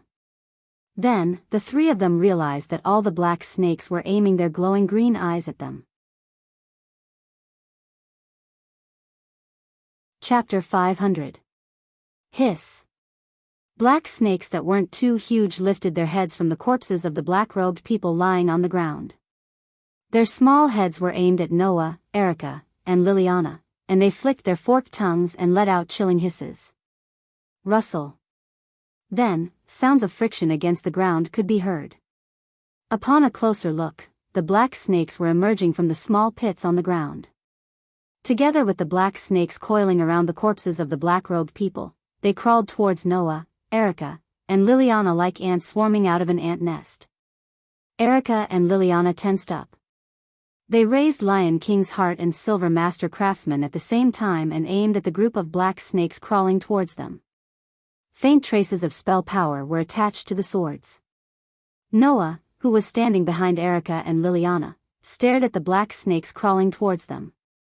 After a while, his eyes flashed, and he suddenly spoke. "Be careful, those aren't ordinary black snakes. These snakes have traces of spell power on them, and they don't have the aura of living creatures. They aren't real living creatures." Upon hearing that, Erica and Liliana discovered that each of the black snakes was shrouded in a faint layer of spell power. These curses were extremely weak.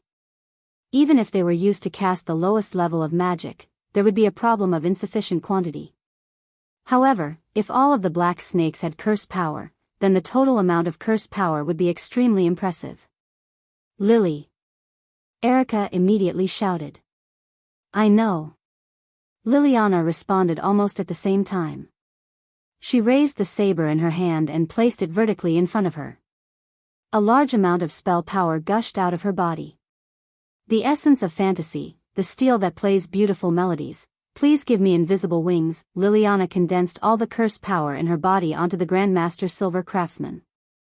She stretched out her empty hand and flicked the blade of the silver military knife. Ding! Along with a pleasant bell-like ringing sound, the curse power covering the Silver Master Craftsman reverberated like a sound wave, sweeping across the black snakes on the ground.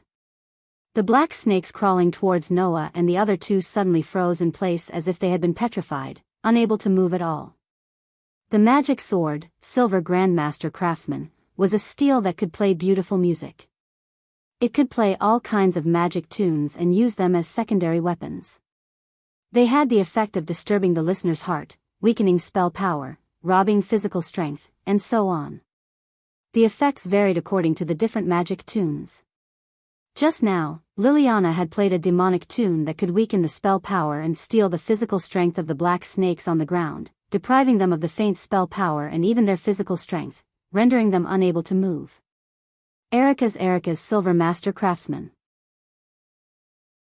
"Argus, Stropes, Brontes, grant my sword the protection of thunder." As soon as she finished speaking, a series of crackling electric currents echoed from Erica's Silver Master Craftsman.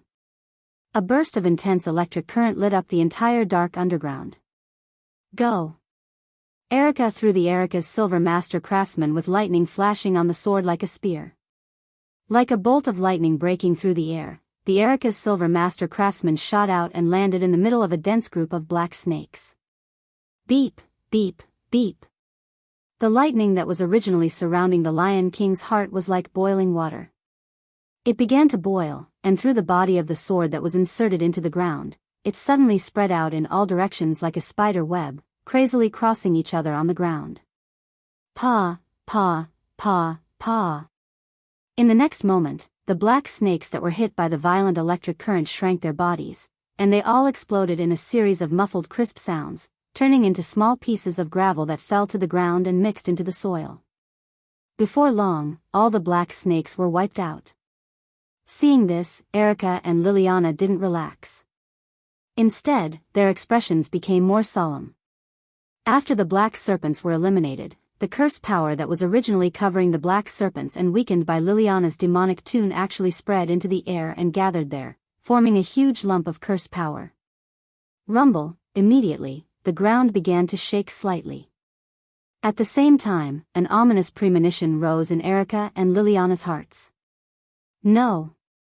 Erica and Liliana were startled. But before they could do anything, an accident happened. The huge spell power block that gathered in the air suddenly shook, and the shaking ground immediately floated up and gathered on the huge spell power block. In just a short while, a huge beast was formed in midair. The beast had scales, horns on its head, sharp limbs, and a pair of huge wings on its back.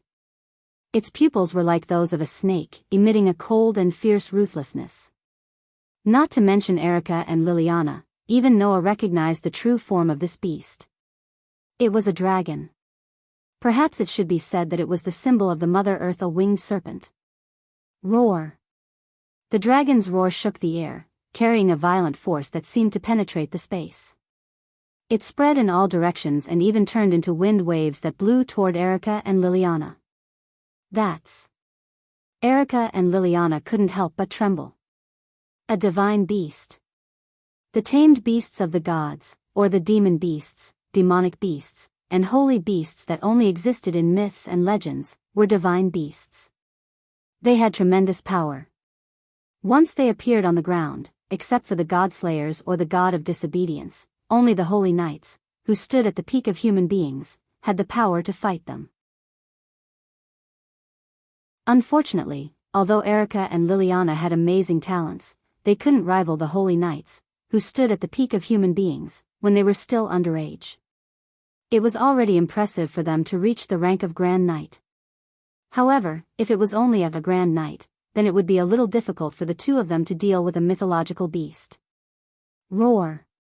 The vicious dragon, which was 3 to 4 meters tall and whose head almost touched the ceiling, raised its head and roared. Then, it raised one of its dragon claws and swung it forward. Whoosh! A sharp sonic boom immediately rang out, kicking up a violent gale that flashed through space, heading in the direction of Erica and Liliana. Erica and Liliana's hearts skipped a beat. They hurriedly raised Lion King's heart and Silver Master sword in their hands and added strong spell power to the swords, trying to resist the vicious dragon's blow. Clang! However, in the loud sound of steel colliding with steel, Erica and Liliana grunted at the same time. In the sparks and strong wind, they bounced back as if they had hit a wall and didn't stabilize themselves until they took more than a dozen steps back. At that moment, a ferocious glint flashed in the evil dragon's eyes. It raised its claws once again and swung them at Electra and Liliana in a strong gust of wind and an ear-piercing sound. Oh, no! It was already too late for Electra and Liliana to react. Just when Erica and Liliana were about to use magic to strengthen their physical defenses to resist this blow, an indifferent voice sounded. Stop it! Although the voice was very soft, it echoed clearly. At the same time, a strange curse power filled the entire space. It was as if the entire space had turned into an invisible swamp, becoming sticky. Under such circumstances, the vicious dragon's sweeping blow seemed to have fallen into a swamp called space. It froze and couldn't move anymore. Roar! The vicious dragon's eyes flashed with a bloody light. It tried desperately to twitch its arms, but it couldn't move at all. Soon after, the indifferent voice sounded again. Who told you to move? With just this one sentence, the evil dragon's body suddenly froze in place, and there was no longer any trace of movement. Erica and Liliana's eyes widened. What's going on? Chapter 501. Roar. The gigantic evil dragon let out a low roar. Every corner of its scaly body was clearly twitching. However, it was as if something was tightly squeezing it into that space. It couldn't move at all. It could only let out a series of angry roars, causing the surrounding air to vibrate continuously. Erica and Liliana seemed to have thought of something. They turned their heads abruptly and looked behind them. There, Noah's whole body was fluctuating with an extremely terrifying spell. His eyes seemed to be flashing with a dim light as he muttered to himself. I use these words to provoke the gods in the sky. Exercise this magic power, chant this spell, make everything in the world bow and kneel. It wasn't an exaggeration to say that the word spirit turned into a soft echo like a declaration. It wandered in the dark space of the underground ruins, making the fluctuation of the spell around Noah's body slowly wander and fill the entire space. It was because of the existence of the spirit of speech that could provoke the gods and the enormous power of the curse. The mythological beast, which was a great enemy to humans, was like an obedient pet under the command of the king who killed the gods. It no longer moved, and even its roar was full of fear. Only then did Erica and Liliana realize what was going on. Noah used authority. That was one of the authority, called the 10 Incarnations, Priest. Priest, the incarnation formed by combining Wellislana's youth, incarnation and Noah's rune magic. Using this incarnation could obtain the ability to protect and dominate, shelter and make humans obey. Only when using this incarnation could the user use the rune magic. Combined with the authority itself, the power of the rune magic was greatly increased, and it was also independent. It didn't need to be in contact with the magic base plate to use magic equivalent to the authority. Wellislana was the guardian of the royal authority and the people. And the embodiment of this nature was in Wellislana's youth incarnation. When using the youth incarnation, not only could Wellislana protect the people he protected and make them obey, but he could also interpret the royal authority itself in words. That was domination. When he was fighting with Noah on the uninhabited island, Wellislana, in the state of the incarnation of the young man, made the waves retreat with a single word, and made the sand sword form with a single word, vividly reflecting the word, control. Now, Wellislana's youth, incarnation and Noah's rune magic had combined to form a new incarnation priest. After all, language and writing originally had a close relationship that couldn't be separated from each other. Combining the incarnation of the young man, that represented the dominance and protection of language, with the rune magic, that represented writing, couldn't be more suitable. Using the priest incarnation, Noah could also obtain the spirit of speech, that was not weaker than Wellislana's spirit of speech. He could interpret the king's authority with spirit of speech and language, and could also use the rune magic, that was completely separated from the magic base plate. It was the same as Tony's protection of steel, but the scope was not limited to steel. Of course, to deal with a mere divine beast, Noah didn't need to use the rune magic that had already reached the level of authority. He only needed to use the spirit of speech to firmly control the divine beast that was considered a great enemy to humans. I am the strongest, and I hold all victory in my hands, no matter if it is a human or a demon. I am the one who defeats the hostility of all enemies. I will defeat any enemy that stands in my way. After chanting the holy words of the invincible and undefeatable God of victory, Noah raised his head and looked at the dragon that was firmly controlled. A glint flashed across his dark eyes. Just like those black snakes, undoubtedly, there is no breath of life in its body at all. It is completely like a moving corpse, but there is a huge amount of cursed power supporting its movement. It even gave birth to a certain level of wisdom and gave birth to a divine beast. Noah walked forward and passed by Erica and Liliana, who were staring at him blankly. He came to the front of the dragon and sized it up for a while. Then, he fixed his eyes on the dragon's reverse scale. I'd like to see what your true face is. After saying that, Noah raised one of his hands. His arm trembled all of a sudden, and a series of magic lines like electric wires spread out and covered Noah's arm.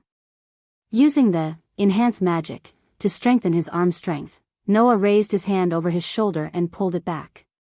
His entire arm was like a sharp spear, suddenly piercing through the air and fiercely stabbing towards the dragon's reverse scale. Poochie!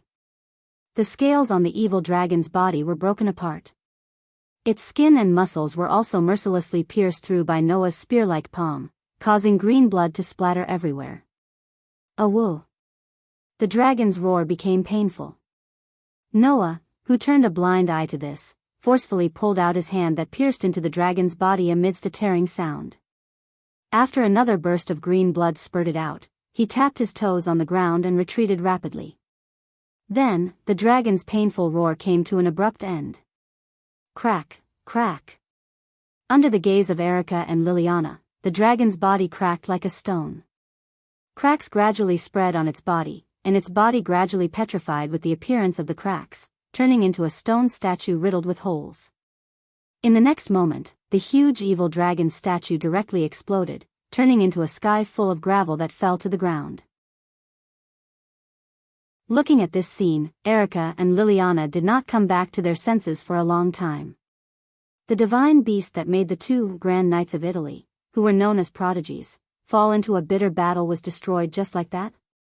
It was not until this moment that Erica and Liliana realized how big the gap was between them and the king. Sure enough, humans could not resist the God Slayer, who was the king. Therefore, the God Slayer was the demon king. Noah, who did not know how Erica and Liliana felt, focused his gaze on his hand that had just pierced into the dragon's body. At this time, in Noah's hand, a fist-sized badge was lying on it. It was a badge that was as thick and ancient as a rock like polished obsidian. On the surface of the badge, there was a clumsy portrait that looked like a human face. Taking a closer look, the hair of the human face was actually composed of snakes with twisted bodies. Many places on the badge had been blurred, and the stone itself was quite worn. At a glance, one could tell that it was a rather ancient object with a long history. That badge was dug out by Noah from the dragon's body. Relying on his sensing ability, Noah found that the curse power on the dragon was almost all gushing out from a foreign object in its body. It was through that foreign object that the dragon's movements could be formed, and even its existence was maintained by the curse power provided by this foreign object. So, Noah dug out the foreign object. Needless to say, that foreign object was the badge in Noah's hand. This is Medusa. Looking at the portrait on the badge, Noah said with some uncertainty, "Is this the snake that Athena is looking for?" Hearing this, Erica and Liliana came back to their senses and also noticed the badge in Noah's hand. That's... Erica recognized the emblem at a glance and was surprised. Could it be the Stone of Gorgon? It should be. Liliana stepped forward and took the badge from Noah's hand, looked at it carefully, and then met Noah's puzzled gaze and explained. This is the ancient symbol of Mother Earth, a road sign that guides many goddesses to the disobedient Mother Earth. Simply put, it's something like a grimoire. Grimoire? Noah could not help but be startled, and his eyes became even more puzzled. But this is not a book, it's just a badge made of stone. There are no words on it, only pictures, right? In the era when the gods still existed on the ground, not to mention paper, even words had not yet appeared. Liliana shook her head and explained. However, its function and concept are the same as a book. That's why it's called a grimoire. However, other than the oldest Mother Earth goddess like Athena, it doesn't mean anything else. It's a god relic that only gods can use.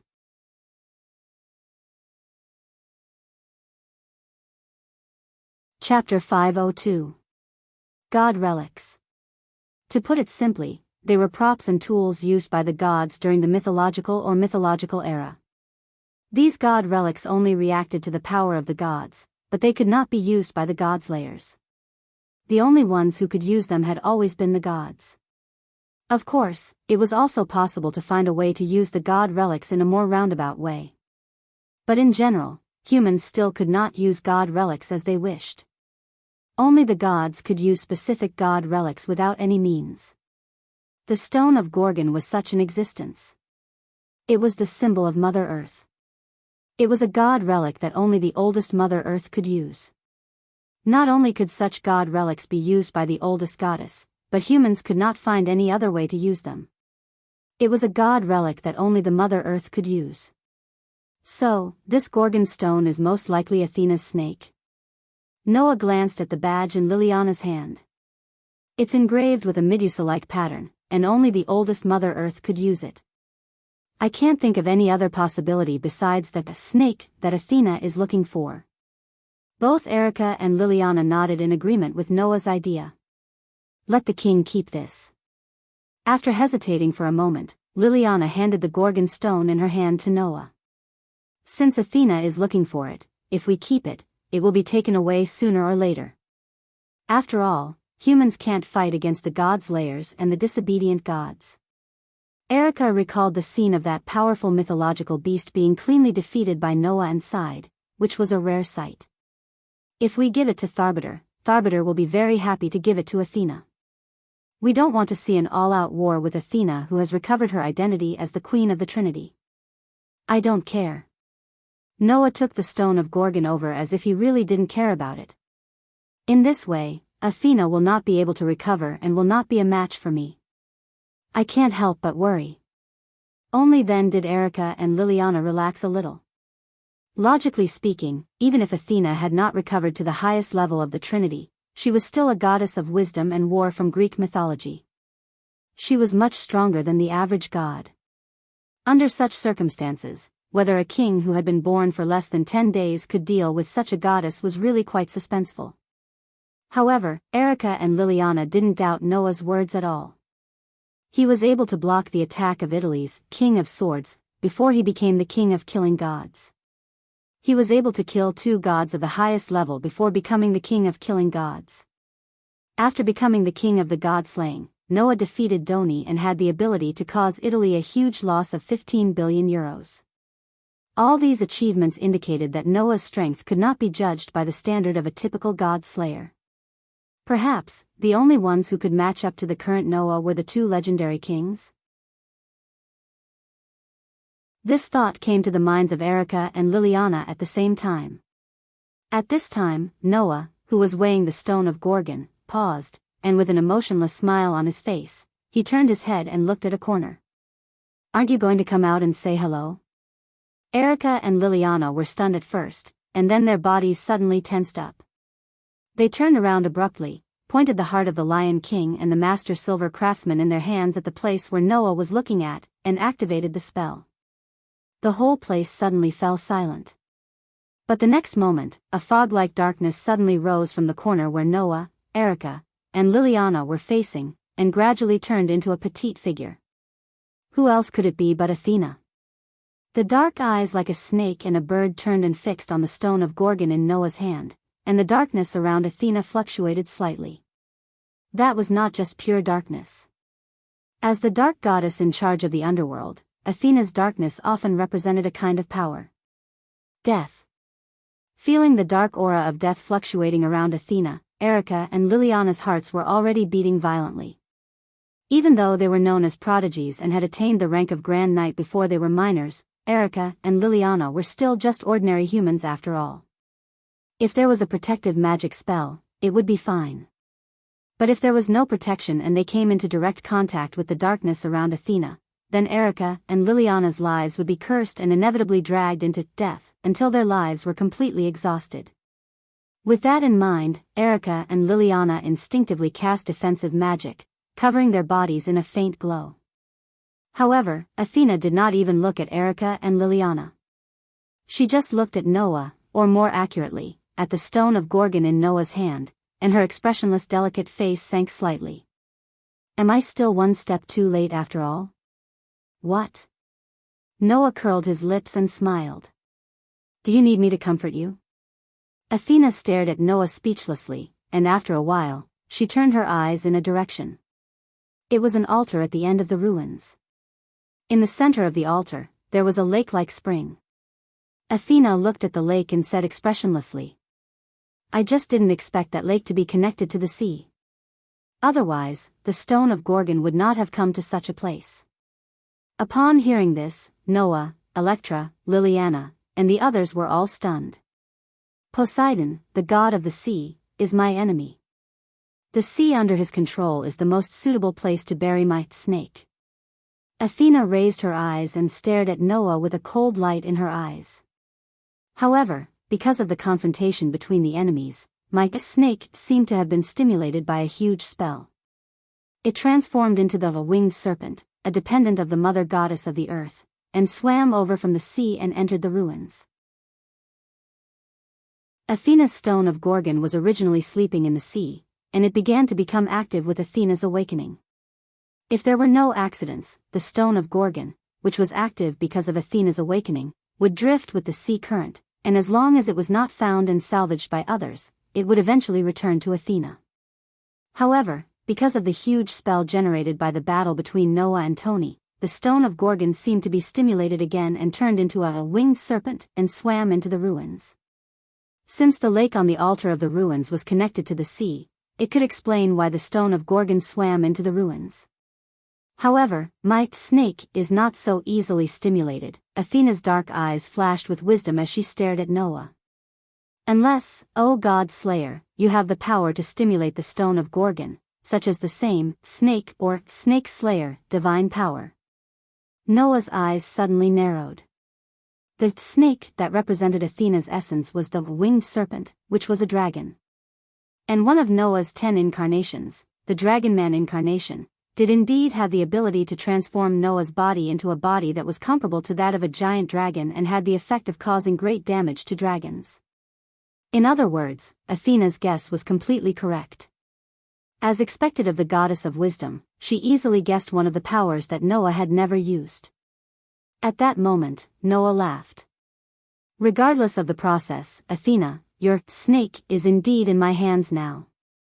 Without the divine power of the Queen of the Trinity restored, do you think you can still take away your snake from me? This sentence made the atmosphere at the scene become heavy all of a sudden. Athena continued to stare at Noah with an expressionless face. Noah, on the other hand, responded with a calm expression. Erica and Liliana, on the other hand, were sweating profusely. After a long time, Athena suddenly smiled. Strength is not the only thing that can be used as a weapon. Even if my strength is not as good as yours, I still have wisdom that no one can match. With that said, Athena gave Noah a deep look. I will come to you again. With that, Athena's body was covered by a burst of darkness and disappeared. Noah quietly looked in that direction, not saying a word. Chapter 503.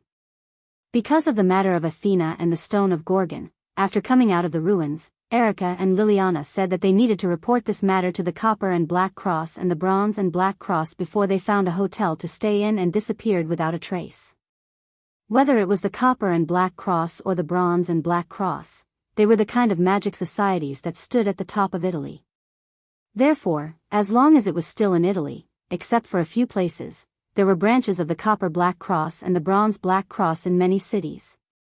Even on holiday islands like Sardinia, there were members of these two magic associations active. Because of this, the whereabouts of the god of disobedience who appeared in Italy were generally the fastest to be known and reported to the magic societies they belonged to. If they wanted to deal with the god of disobedience, this level of response was more or less necessary. Noah also met the heads of the branches of the Copper and Black Cross and the Bronze and Black Cross in this city. The other parties seemed to have known about Noah's identity for a long time. Even if they knew that both Erica and Liliana were popular prodigies in the two magic societies, the two heads did not pay any attention to Erica and Liliana. Instead, they were submissive to Noah, as if Noah was their boss. Erica's uncle was the commander-in-chief of the entire Copper and Black Cross, and the entire Copper and Black Cross was completely under his control, and Liliana's grandfather was also in charge of the Black Cross. That was to say, whether it was Erica or Liliana, just based on their identity alone, they were definitely the princesses of the Copper and Black Cross and the Bronze and Black Cross. Under such circumstances, the heads of the two small branches ignored the two princesses and only entertained Noah, and Erica and Liliana still had a natural look on their faces. It was enough to see what kind of identity and status the god Slayer had. After the heads of the Copper and Black Cross and the Bronze and Black Cross branches entertained Noah, Erica and Liliana called the two heads aside and asked them to contact the headquarters and explain the whole thing. The Queen of the Trinity, Athena. Such a god, was hiding in the dark and eyeing Noah covetously. Not to mention Erica and Liliana, even Noah himself was a little annoyed. From this point of view, the stone of Gorgon was really a hot potato. So, while Erica and Liliana were busy all day, Noah played with the Gorgon stone in boredom until night came. In the most luxurious room on the top floor of the hotel, Noah, who had just come out of the bathroom, only had a towel wrapped around his lower body and a towel around his neck. While drying his hair and face, he sat on the sofa and drank milk. To be honest, no matter which world he was in, Noah's life had never been as luxurious as it was now. Even in Haoleing Academy, which provided tuition, accommodation, food, and even living expenses, it was the same. However, Noah was not uncomfortable with this kind of life. Although he had never lived so extravagantly in the past, Noah had the experience of being flattered like this. Therefore, for this kind of luxury, Noah also had the mentality of, it's dispensable, and, it's a waste not to enjoy it, and accepted it with a clear conscience. At this time, on the glass table in front of the sofa, a mobile phone rang. Hearing the sound of the mobile phone, Noah, who was drinking milk, frowned. This mobile phone was given to Noah by Erica today, saying that it would be more convenient for him to move around. Moreover, it also had the private mobile phone numbers of the big bosses of the Copper and Black Cross and Bronze and Black Cross, including Erica and Liliana, saying that if there was anything he could do, he could just tell them and no one would refuse the king's request. And this also meant that the number of people who knew Noah's mobile phone number would be very limited. Not everyone could make this call. So, which big boss called Noah? Noah, who picked up the mobile phone, looked at the words, unable to display, displayed on the mobile phone interface. His frown deepened, but he still picked up the phone. As soon as he picked up the phone, before Noah could say hello, a hearty and impatient voice sounded from the other end of the phone. Yo! Noah! My best friend! Did you miss me? Hearing this familiar voice that he didn't want to recall at all, Noah was silent for a while, and then hung up the phone without hesitation. The next second, the mobile phone rang again. And Noah didn't know if it was a psychological effect, but he felt that the ringtone was quite urgent this time. Noah, who was speechless, picked up the phone again. Hey, aren't you going too far? The person on the other side of the phone said in a helpless tone. It's fine if you leave me without saying a word. As my most intimate existence, I believe that you will return to my side sooner or later. But you even hung up the phone. That's a little hurtful. My heart is broken into two halves. It's cold. At first glance, it was like a man was kissing his beloved woman sweetly. But who would have thought that the man who said such a sentence to Noah was holding a magic sword that would cause irreparable damage to people as long as they touched it, and waved it at Noah without hesitation? Well, Noah, who also didn't hesitate to use a punch to directly hit the other side into the depths of the ground, was not qualified to say this sentence. You idiot, you don't look like the kind of guy who would call a friend to exchange pleasantries, right? That's why I'm wondering if you're planning to have a duel with me. Noah sneered back. Is it strange to hang up on you like this? Well, that's not a bad idea, but you're my lifelong rival. I plan to spend the rest of my life slowly tasting you. It would be too boring to end it so quickly, Tony said with a smile. So you don't have to worry, although I'm not calling to exchange pleasantries, I'm not calling to fight, I just want to tell you something. Hearing this, Noah was puzzled at first, and then he thought of something. What you're talking about, don't tell me you're referring to the stone of Gorgon? Oh. Tony cried out happily. In other words, the stone that can attract the Trinity Queen Athena is really with you? Why? Noah curled his lips. Do you want it? If I can, of course I want it. It's a chance to fight with Her Majesty the Ancient Queen. I want it badly. Tony's voice became more or less serious. However, I'm not the only one who has his eyes on it. Noah was stunned. Sasha de Janstel Vauban. Tony slowly uttered a name that made everyone in the magic world tremble. Even if you have just become a godslayer, you should have heard of this name, right? Noah narrowed his eyes. Of course, Noah had heard of this name. And he had just become a godslayer not long ago, when he was invited by Alice for a meeting. He heard from Erica and Liliana. As mentioned earlier, the wise men's parliament began to study the deicide in order to protect the Queen of England from an ancient deicide who was very likely to be a danger to the Queen of England. That was how it developed into its current nature. This ancient godslayer was the person Tony was talking about now, Sasha de Janstel Vauban. 200 years ago, he had killed a god. Among all the kings who had killed gods, he was the strongest, oldest, and most capricious one, the god slayer. It was said that this old man had killed no less than 10 gods, and he had the most authority of all the godslayers. He was undoubtedly the strongest of all the godslayers today. The only one who could match up to this old man was another deicide who lived in China for as long as he was. People usually called him Marquis Vauban. Combined with the previous words, Noah had already guessed the reason why Tony mentioned this name. As expected, Tony told Noah the guess in his heart. I've received news that the old man is coming to Italy.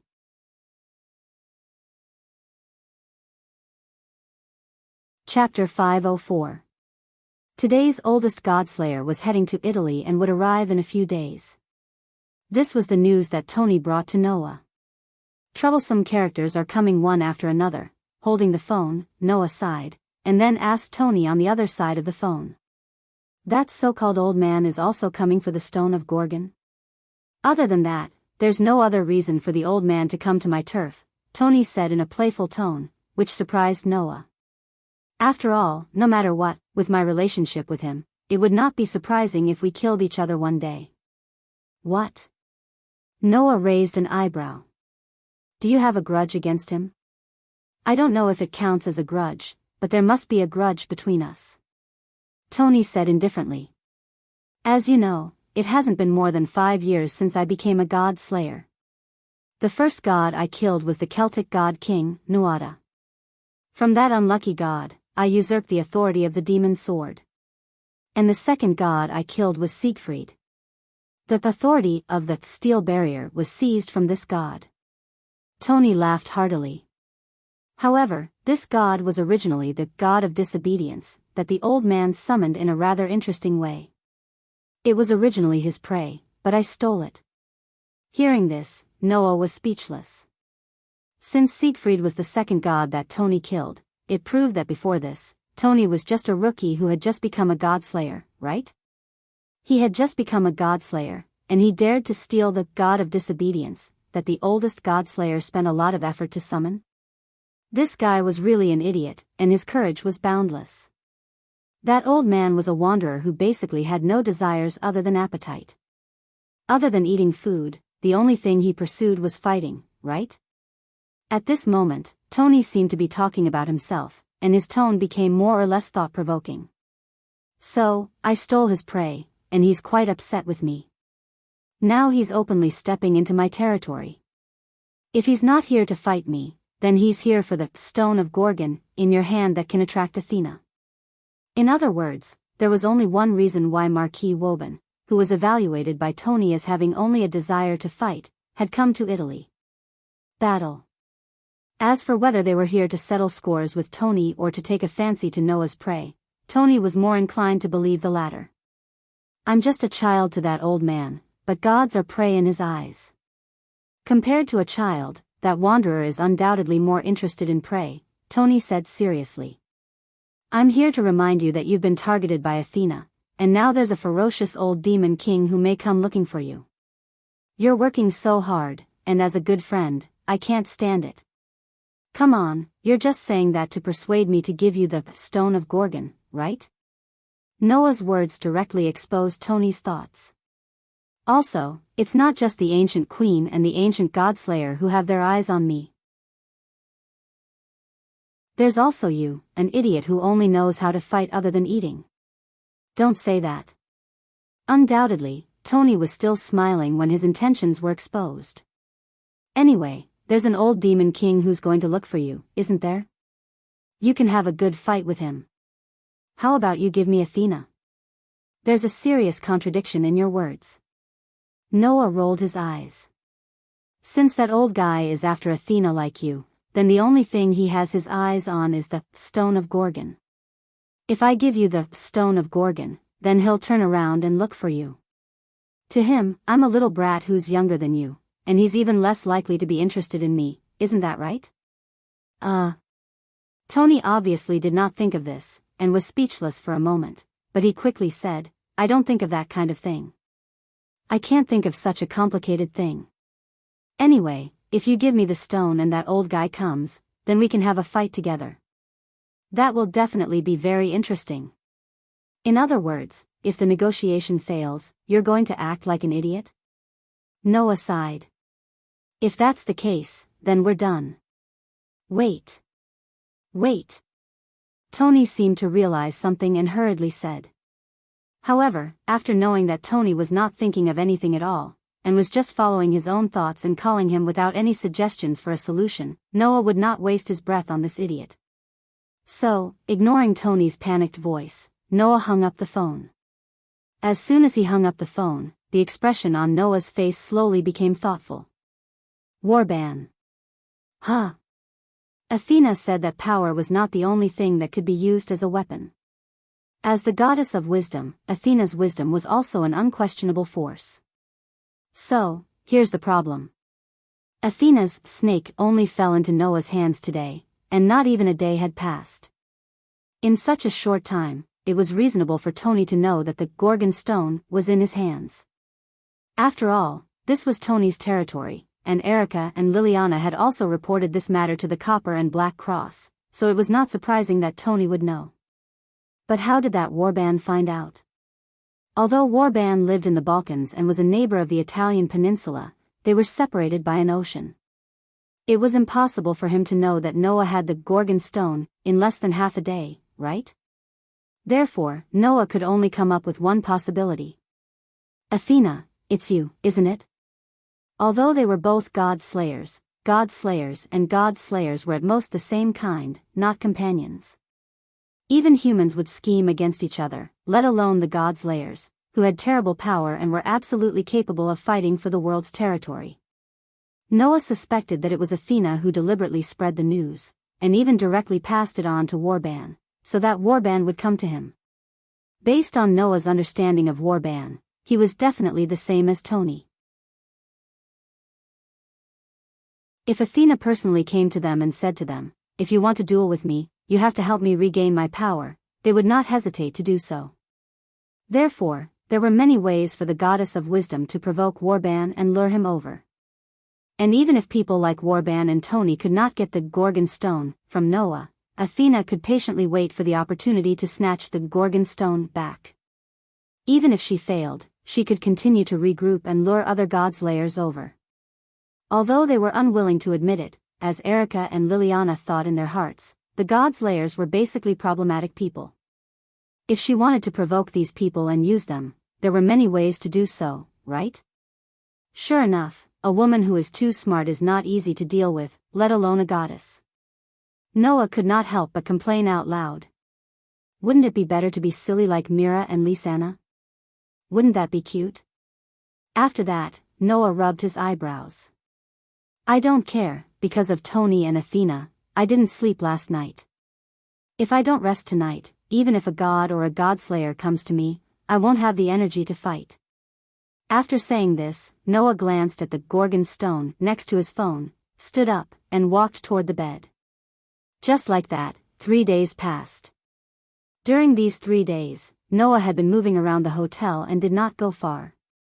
Even if he knew that there were godslayers and the god of disobedience watching him at the same time, Noah acted as if nothing had happened and tried to walk around as much as possible, trying to find some clues about the world fragment. For Noah, competing with the godslayers and the god of disobedience was just an interlude in life, and finding the world fragment was the real goal. However, this pattern of action was really broken in the morning 3 days later. Because Noah received an extremely urgent call from the branch heads of the Copper Black Cross and Bronze Black Cross. My king. Miss Erica and Miss Liliana were taken away by Marquis Warban.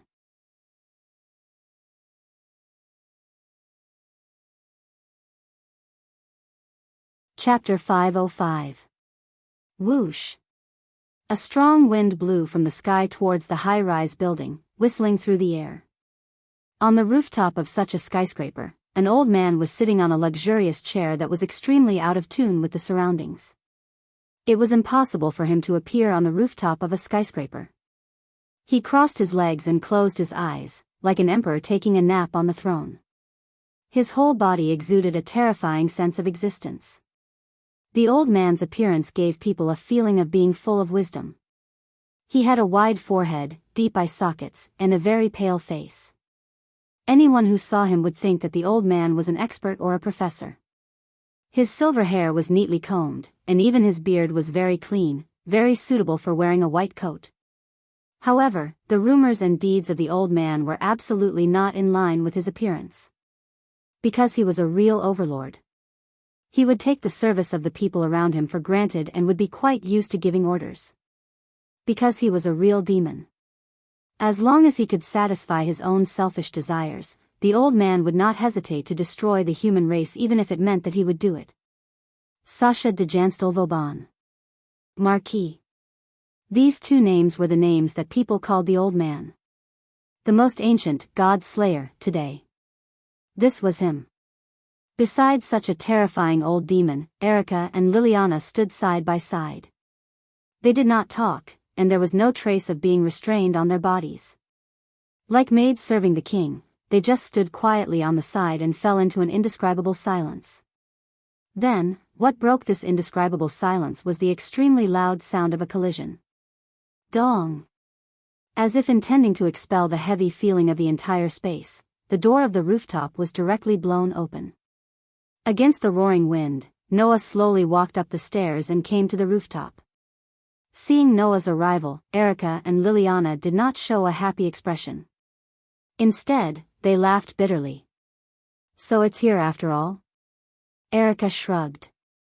A meeting between kings? In such a situation, it's really hard to say whether they intend to have a talk or a duel, right? Liliana did not answer Erica's question, but there was a hint of helplessness and anxiety on her face.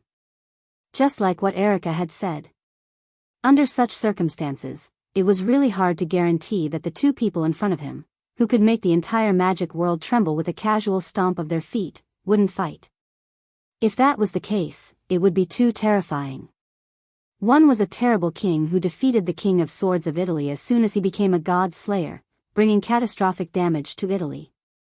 One of them was the world's oldest, and most unpredictable, terrifying demon king who had met the former Queen of England out of interest. A meeting between two kings like this would definitely make anyone tremble in fear. However, the person involved didn't take this meeting seriously. Warban's eyes were still closed. He rested his face on one hand and dozed off in the luxurious chair. Noah walked in unhurriedly, and he didn't even look at Warban. His gaze immediately fell on Erica and Liliana, and the corners of his mouth curled up. You two are doing better than I thought. I thought you would at least have someone watching over you or tied up. You're overthinking it, Your Majesty. Erica revealed her usual gorgeous smile as if she didn't realize her current situation. Everyone in the world knows about Erica Brantley's bravery, but it's not sensible to run away in the face of a god-slayer. In fact, Erica and I weren't captured by the Marquis. The Marquis just appeared in front of us and threatened to take us with him. We followed him obediently. Liliana closed her eyes, and her expression was still serious. I'm really sorry. As Your Majesty's followers, we're really too lousy. A hint of indignance appeared on Liliana's pretty face, which Noah didn't miss. It seemed that when Warban appeared, Liliana did want to resist, but she gave up in the end. It was because of Erica's persuasion. Rebelling against the ancient God-slayer is also an unwise thing to do. It will only delay the meeting of the two kings a little. Apart from that, it won't do anything else. Erica spoke her mind bluntly. She had no intention of hiding it at all. Besides, even without us, the Marquis can still meet your Majesty whenever he wants.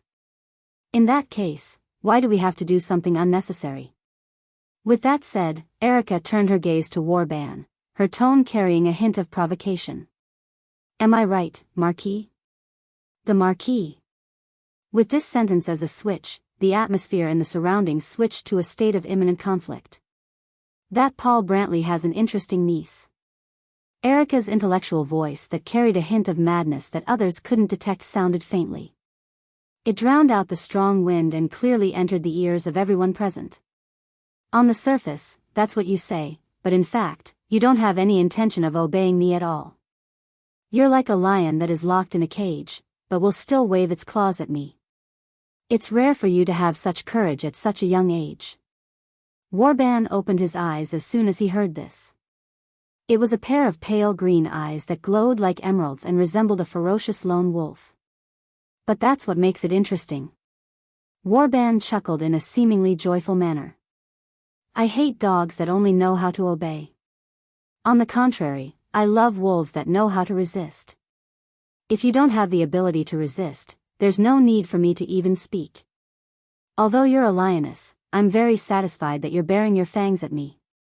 Just like you, the little girl from the Kranikar family over there isn't someone who will wag her tail at me. The two of you are really interesting. Very good.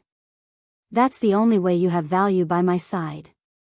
Warban turned his pale green eyes to Noah. A dangerous smile appeared on his aged face. You're an outrageously young king. Originally, I wouldn't have thought of coming to you since you've just become one of my kind for less than a month. But you have something that interests me. Can you give it to me? Warban's words were full of indisputable certainty. It wasn't because Warban was arrogant enough to think that as long as he spoke, Noah would listen to his orders and give him what he wanted. It was because Warban was confident that as long as Noah appeared in front of him, he wouldn't be able to get what he wanted. Even if he had to snatch it. Noah looked at Warban with a faint smile. He took out a badge and tossed it in his hand. So you're saying that you want me to give you what you want with just a few words? Warban immediately narrowed his eyes and muttered to himself. You're right. Although you're too young, you're still one of my kind. Since we're both kings, if I want something from you, it's only right that I give you something of equal value. How about this? Warban snapped his fingers as if he had thought of an idea. You don't seem to have your own territory, right? How about I give you the Balkan Peninsula where I'm currently living? As the kings of the God Slayers, they usually had their own territories. For example, Doni was the chief of the entire Italy. Even if he did not rule, Italy was still his territory. Most of the other God Slayers were the same when it came to this, and Warban was no exception. However, Warban did not like to stay in the same place for too long. Although the Balkan Peninsula was his territory, Warban would not feel the slightest bit of heartache if he were to give it away. This made Noah laugh, and it was an extremely mocking laugh. You're giving me something that you don't want in exchange for a god relic that can attract the highest level, the god of disobedience. Master Marquis, don't tell me you think such a deal will work. What do you want then? Warban's expression remained unchanged as he continued to ask. Treasure? Women? I can give you anyone's head even if it's mine. Is that so? Noah stroked his chin and clapped his hands all of a sudden. How about you give me your head then? The place fell silent all of a sudden. Erica and Liliana's eyes widened. The smile on Warban's face disappeared. You're getting carried away, kid. A terrifying aura rose from Warban's body.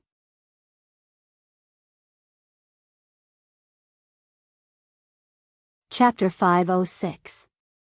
You're too complacent, kid. Following these words, Warban's thin body suddenly erupted with a tremendous amount of curse power, which directly turned into a storm and pushed back the wind blowing in the surrounding buildings. At the same time, Warban's green eyes, which were staring at Noah, shone like gems. Under such circumstances, Noah felt an extremely strange curse power suddenly wrap around his body. Seeing that Warban's eyes flashed with green light and Noah did not react, Erica and Liliana were shocked. You can't. Erica immediately warned. You can't look at his eyes. Your Majesty. That's the authority called Sodom's pupil. It's one of Marquis Warbon's authority. Liliana also hurriedly said. This authority can turn all living things within the Marquis line of sight into salt crystals. Even if the God Slayer has an extremely strong resistance to curse power, part of his body will be turned into salt when facing this authority. After all, it was a power that belonged to the category of authority, the true power of God. Even if the God Slayer had an extraordinary resistance to curse power, part of his body would be turned into salt if he looked directly at those evil eyes. At the very least, he should not look directly at those evil eyes. In that case, as a God Slayer, Noah should be able to more or less slow down the speed of his body being turned into salt, right? That was what Erica and Liliana thought. However, not only did Noah not look at Warbon's eyes as Erica and Liliana had warned him, but he directly met Warbon's evil eyes with a faint smile on his face. Bang! The next moment, only Noah and Warbon could sense the curse power that had wrapped around Noah due to the activation of Sodom's pupil suddenly exploded and dissipated. Even Warbon was stunned when he noticed this. For ordinary people, Warbon's eye of Sodom was an evil eye that was directly linked to death, but for a God Slayer, not only could it weaken its effects, but it would also not be too difficult to break through this authority if there were no accidents. But Noah didn't even use his curse power. How did he break Sodom's pupil just like that? Warbon could not help but be surprised. Warbon had no idea that Noah's physique was far more ridiculous than his strength. Noah had 3 special constitutions. Firstly, he could absorb all the power that entered his body without leaving a single drop behind. Secondly, he could eliminate all negative powers and side effects. Thirdly, he could automatically recover his magic power, curse power, like a world that operated freely. He had no weaknesses at all. It was precisely because of his physique that could eliminate all negative forces and side effects that Warbon's pupils of Sodom was not even as useful as Yoju's magic eye for Noah. Therefore, to deal with Noah, he absolutely could not use negative powers such as curses, poisons, and weakening that would indirectly affect his body. If he wanted to deal with Noah, he had to directly attack Noah's body physically. It was absolutely useless to play some roundabout tricks. Although Warbon didn't know what was going on, he didn't put too much hope in his pupils of Sodom. It was not an authority that was suitable to deal with the God Slayers and the God of Disobedience. You have some ability. As a brat who was born less than a month ago, I'll give you my praise. Warbon sat down on a luxurious chair in a calm manner, and the light shimmering in his green eyes disappeared, but his expression became even more dangerous. Then, I'll use my real strength a little. After saying that, Warbon stretched out his hand and snapped his fingers. Whoosh! The surrounding gale suddenly became violent. In the sky, dark clouds appeared out of nowhere and began to fill the entire horizon, blocking out all the light, causing the world to become dim. Rumble. With the sound of thunder, strong winds, torrential rain, and lightning began to take effect in the dark clouds at the same time. That's the stormy storm. Erica's expression tensed up. Not only can it summon storms, but it can also summon thunder, lightning, and tornadoes. It can control the authority of wind, rain, thunder, and lightning. Hearing this, Noah curled his lips into a smile. In Noah's mind, the stone plate that was connected to the patterns of the 10 avatars suddenly turned and pointed to a pattern of a tornado falling from the sky. Snap! The next moment, Noah also snapped his fingers. The strong winds, lightning, and torrential rain that were rolling back and forth in the sky suddenly stopped. Even the pervasive dark cloud solidified. Whoosh! A violent whirlwind suddenly blew up from above the dark clouds. Like a vortex of air, it twisted the dark sky into a mess and blew away the thick dark clouds. As a result, the sky that was still cloudy a second ago suddenly became bright again as if it was a joke. What? Warbon finally frowned.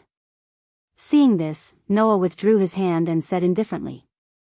The authority of controlling wind, rain, thunder, and lightning is indeed amazing, but unfortunately, my authority can not only cause storms, but also control the sky. Your plan to use the authority from the sky is really a bad move. Is that so? Warban's face darkened and he sneered. Then let my hounds deal with you. After that, Warban waved his hand forcefully and the floor of the luxurious chair he was sitting on immediately trembled. Hum. A dark shadow spread out in all directions with Warban's position as the center. Not long after, gigantic wolves that were as large as horses, with hair as grayish-black as mice, and eyes that were similarly green emerged from the shadows. Their beastly eyes shone with a ferocious glint as they stared at Noah. That's the pack of greedy wolves, Liliana exclaimed. The authority of being able to summon dozens or even hundreds of giant wolves, Marquis Warban's first authority. As though to prove Liliana's words, the huge wolves let out a low growl that belonged solely to wild beasts. They tightened their bodies and abruptly shot forward, pouncing fiercely toward Noah's direction. Looking at the pack of wolves that covered him like raindrops, Noah narrowed his eyes. In his heart, the stone plate that was originally pointing at the image of the incarnation of the storm rotated again, and pointed at the image of a person in luxurious clothing with his arms open towards the sky, as if he wanted to embrace the entire sky. At this moment, a spell power that was slowly burning like flames burst out of Noah's body, causing Noah's eyes to shine with a dim light. Back off.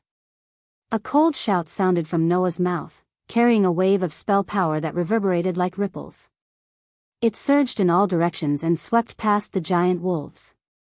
The ferocious giant wolves were like wolfhounds that had their necks grabbed. They all stopped and fell to the ground, unable to move at all. Seeing this scene, Warban first widened his eyes, then his expression became gloomy. Facing such a Warban, Noah calmly crossed his arms with a faint smile on his face. Is that all? Old mister? Warban's expression suddenly became extremely ugly. From start to finish, Warban had used 3 authorities. The Eye of Sodom was broken for no reason. The storm of raging waves was cleanly dispelled. Now, even the first authority, that Warban had obtained, the pack of greedy wolves, was controlled by the authority, turning Warban's most ferocious hounds into obedient and loyal dogs. As the oldest godslayer, and the one who had always placed himself in a high position, how could Warban endure such humiliation? In the eyes of Erica and Liliana, this short battle left them speechless. After all, whether it was Noah or Warban, they had not moved even a centimeter from their original positions from beginning to end. Under such circumstances, the 2 kings had displayed a power that ordinary humans could not resist. How could this not make people tremble in fear? Of course, what surprised Erica and Liliana the most was the power that Noah had displayed. As the youngest king in the world today, Noah was at ease even when facing the oldest demon king.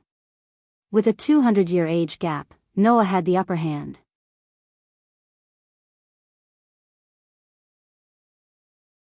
Chapter 507.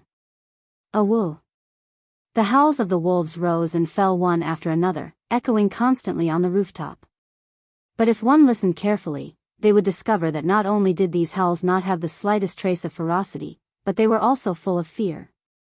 Although they were tamed beasts summoned by Warban with his authority, the large group of giant wolves in front of him were obviously not at the level of divine beasts. They were only much stronger than ordinary wolves, and they didn't even have any special powers. Let alone Noah, even Erica or Liliana should be able to deal with such a group of wolves, right?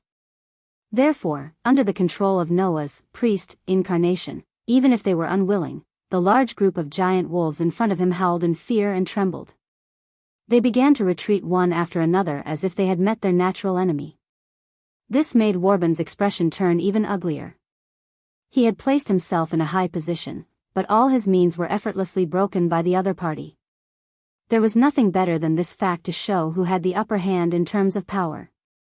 Looking at Noah's calm appearance, Warban finally straightened his body slowly. It was as if a wild wolf that had been dozing off just now had suddenly woken up and found its prey. It wouldn't be strange for it to be in a state where it didn't know when it would pounce forward. It seems that I've underestimated you, kid. Warben's eyes became extremely aggressive as he stared at Noah. I've heard some rumors about you. I heard that you became the king after killing 2 of the highest level gods of disobedience not long ago. But no matter what, you're just a new king who was born less than a month ago. Even if you killed 2 gods at the same time, you're just an immature kid with 2-inch authorities. I didn't pay much attention to you. But now, it seems that I've indeed made a mistake that I shouldn't have. The corners of Warben's mouth curled into a terrifying arc. His pale green eyes flickered like a wild wolf at night, sending chills down one's spine. Even if you're just an immature kid, you're still a king. You can kill gods, so you're on the same level as me. I shouldn't have underestimated you. You're indeed qualified to be my prey. I've made the right choice coming here. Even if I can't kill Athena, I should be able to have fun with you. Warben's words became more and more impassioned. Obviously, Warben's fighting spirit had been aroused by Noah. This caused Noah to glance at Warben, and he suddenly changed the topic of the conversation. I know that you're here because Athena instigated you, right? Warben's movements paused. Under Warben's gaze, Noah spoke indifferently. Originally, I wasn't interested in fighting with Athena at all. I just wanted to fulfill my so-called responsibility as a king. If someone was willing to take this job, other than Tony, who only knows how to cause trouble, I'd be more than happy to do it. If you really just want to fight a powerful god and come to me for the Stone of Gorgon, then I don't mind giving it to you. Noah said sarcastically. It's a pity that as long as you came to me and asked, I would have seriously considered it and let you achieve your goal. However, you didn't take the initiative to come to me and discuss it with me. Instead, you kidnapped the people around me and made me come to you on my own accord to show you that you're superior. This kind of meaningless method is probably referring to people like you who take advantage of their seniority, right? But you've forgotten, Warben. Noah put the Stone of Gorgon in his hand into the pocket of his clothes, slowly raised his head, and looked straight at Warben. In the end, the reason why the gods' layers are kings is because humans can't resist them. In the end, they still rely on their own strength. Only the strength of one's strength determines one's status, not age. You look down on me because I've only been a godslayer for a short time? You look down on me because I don't have much power? Noah's sarcastic voice resounded through the sky. Then let me, a young man, tell you whether it's time for an old man who has lived for 200 years to retire and lie in his coffin. As soon as he finished speaking, a terrifying power suddenly burst out from Warben's body and spread over the entire rooftop. Warben's face was as ugly as it could be, and there was a real murderous intent in his eyes as he stared at Noah. Good. Boy. You're good. In the low roar full of anger, the curse power on Warben's body surged into the sky like a flame soaring into the sky. Then let me see if you, a so-called young man, have the ability to send an old man like me to my coffin. After that, Warben stood up from the luxurious chair and let out a terrifying roar. Hi-Owa dash. In the inhuman roar, Warben's body swelled up, and every part of his body bulged outwards. Rip. The clothes on Warben's body were torn apart very neatly. As his body continued to swell, Warben's height soon exceeded 5 meters, and it was still growing. My pack of greedy wolves can summon more than just a pack of wolves. I can also transform into a werewolf like you. Let me see if your strength is as powerful as your mouth. Boy. Warben, whose body was still expanding, could not wait to raise his huge wolf claws as he roared. With a fierce gust of wind, he swung them in Noah's direction. Looking at the incoming sharp claws, Noah closed his eyes. Welslana had an incarnation called Camel. No matter where it was, a camel that could cross the desert was synonymous with a strong body and amazing endurance. When Welslana used the Camel incarnation, not only could he obtain fighting ability that surpassed his wild instincts and intuition, but it could also increase his endurance and leg strength. Even if he suffered a serious blow, it could reduce the pain and quickly stop the bleeding, allowing Welslana to continue fighting no matter how much damage he suffered. As for Mekl, he was the representative of the dragon slayers. Those who knew about Mechel's mythology would know that the Mediterranean god King Mechel had another name. Baal. He was a powerful existence that was even recorded in the Bible. Mechel's true form was Baal. Only in the Mediterranean would this famous god king be called Mechel. When mentioning Baal, one could not ignore Baal's enemy, dragon king Yamu. The reason why Mechel, whose true form was Baal, was able to become the king of gods was because in the mythology, he lured dragon king Yamu away from his throne and killed him. Through this crusade, Mechel successfully sat on the throne of the god king. Therefore, Mechel was a typical dragon slayer, the natural enemy of all dragons. With the help of Noah's constitution, Wellislana's, camel, and Mechel's, dragon slayer, merged, giving birth to the dragonborn incarnation. Draconian, combining the incarnation of Wellislana's, camel, and the dragon slayer, dragon slayer, authority. Using this incarnation, not only can one obtain a close combat ability that surpasses one's wildness and intuition, but it can also transform one's body into that of a dragon, obtaining a body that is comparable to a giant dragon's. To a certain extent, it can restrain dragon-type creatures and cause great damage to them. The result of the fusion of the camel, which represented a strong body and endurance, and the natural enemy of dragons, the dragon slayer, was that while retaining the camel's ability to surpass their wildness and intuition, as well as the dragon slayer's ability to restrain dragons, it also gave birth to the ability to transform into a dragon's body. In the case of using the incarnation of the draconian, Noah could basically be regarded as a humanoid dragon with terrifying close combat ability, and he could also produce great lethality to his own kind. All evildoers, be afraid of my power. Now, I shall obtain the majesty of 10 mountains, the strength of 100 rivers, and the strength of 1,000 giant dragons. The majestic me shall raise the ferocious power to slay dragons. After chanting the words to release the incarnation, the stone plate in Noah's heart suddenly turned and pointed to a human-like dragon pattern that stood upright. A powerful force gushed out from Noah's body. The giant wolf's sharp claws swung down and fell on Noah's body. Bang! At the top of the building, the rooftop suddenly shook like an explosion, stirring up thick smoke and wind.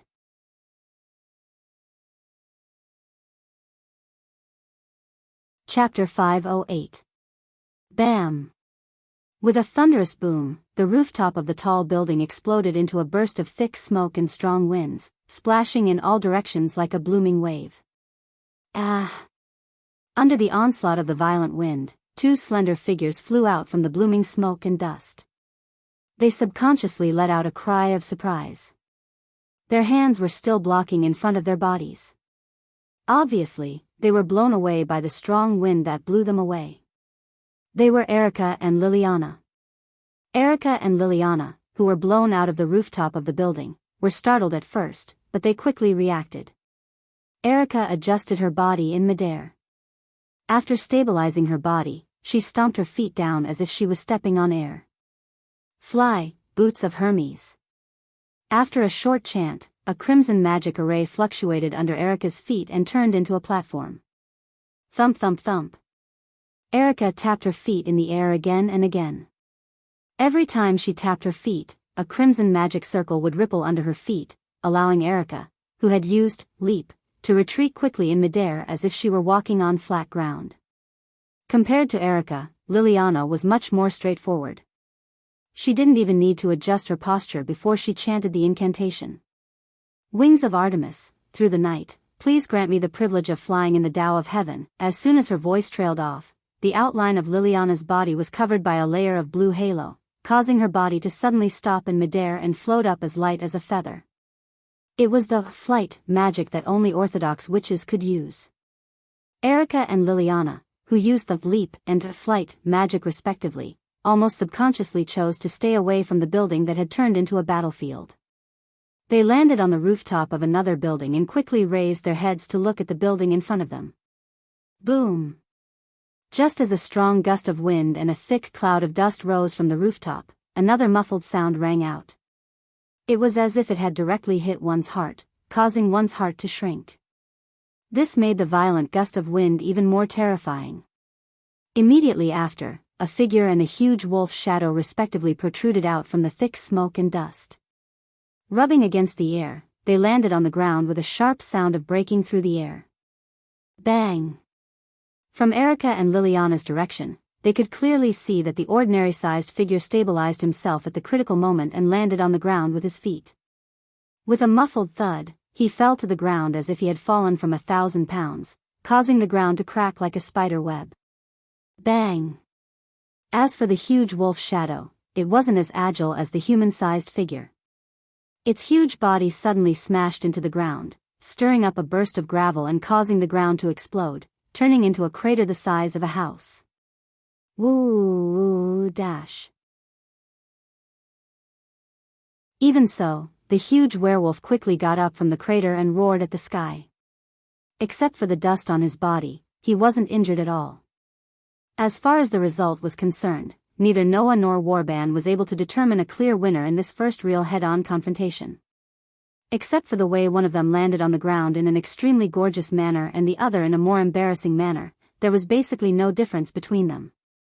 Undoubtedly, they had fallen from a building that was at least 100 meters high, but the two kings of the deicide were not injured at all. This was enough to prove the inhuman level of the deicide. However, Noah relied on his strong physique that was comparable to that of a giant dragon in the form of a dragon man to achieve this, while Warban relied on his werewolf form to strengthen his body, which was not inferior to Noah's. Except for the previous brief confrontation where they didn't really use their full strength, this could be regarded as the first real confrontation between Noah and Warban.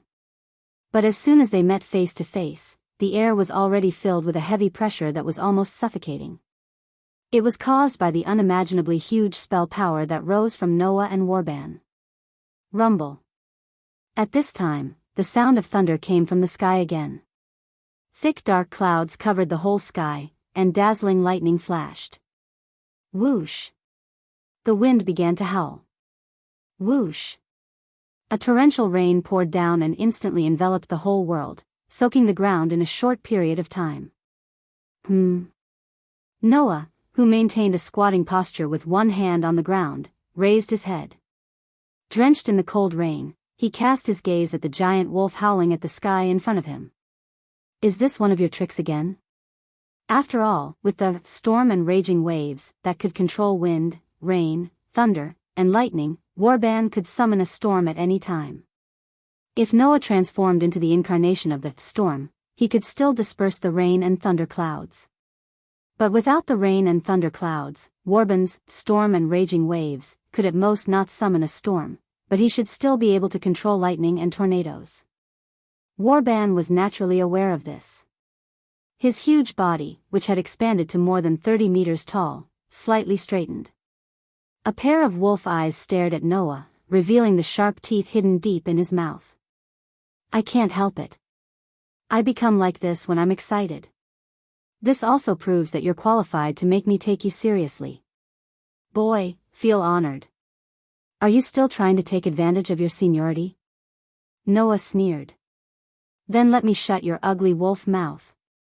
After that, Noah crouched down, and with a bang, he crushed the spiderweb-like cracks on the ground. His body shot out like an arrow from a bow. Come on. Boy. Warban, who had transformed into a 30-meter-tall werewolf, also let out a roar of pleasure. His huge hind legs suddenly stomped on the ground, and like a real wild wolf, he pounced forward.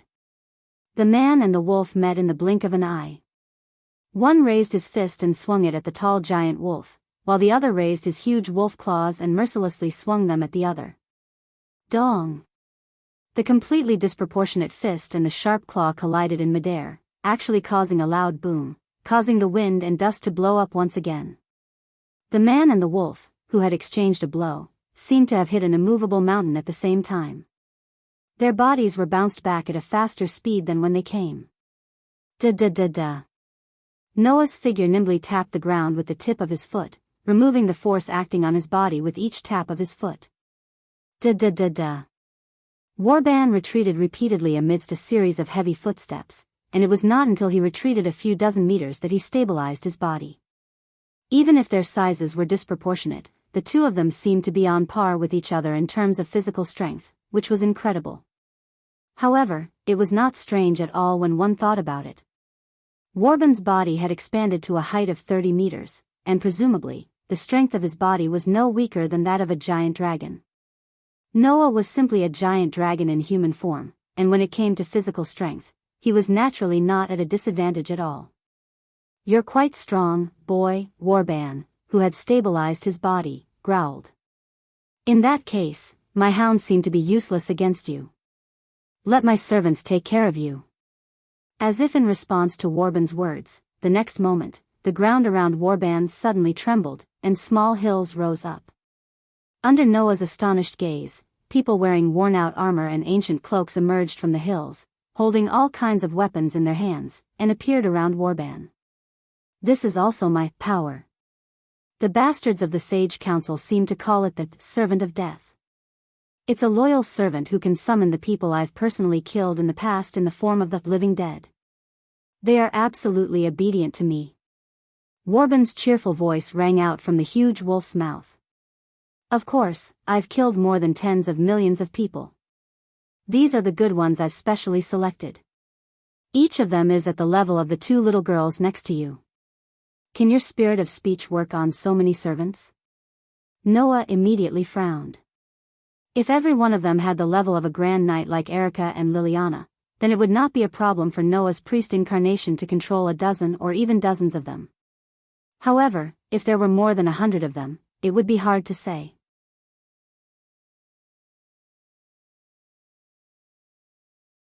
Chapter 509. In fact, it was best to use the spirit of the priest's incarnation on dead objects. After all, dead objects wouldn't struggle or refuse, and it was much easier to control them. For example, when Welslana was fighting with Noah, he didn't use the spirit of the youth incarnation to deal with Noah. Instead, he used it to split the waves and form sand swords. That would be very easy. As for living creatures, they would more or less struggle. The harder the subject of the spirit of dominant speech struggles, the weaker the effect of the spirit of dominant speech will be. The stronger the curse power in the target's body, the weaker the effect of the spirit of control would be. Naturally, the more objects that needed to be controlled, the more the effect of the spirit of control would be spread out, and thus it would be weaker. In the underground ruins, Noah only needed to control one object. Therefore, even if this object was a divine beast that could only be dealt with by the peak human paladins, Noah could still control it. Although the number of wolves that Warbands summoned through the power of the greedy wolf pack was large, it was only a group of larger wolves, and it wasn't difficult to control them. However, the past resurrected under the control of the Servant of Death's cage. These capable people who died under Warban's hands were different. Each of them was a powerhouse comparable to a grand knight. Some had bodies that had been tempered thousands of times. Some had curse power that had been cultivated for a lifetime. Some of them had strong martial arts skills. Some of them had learned high-level spells. None of them were ordinary people.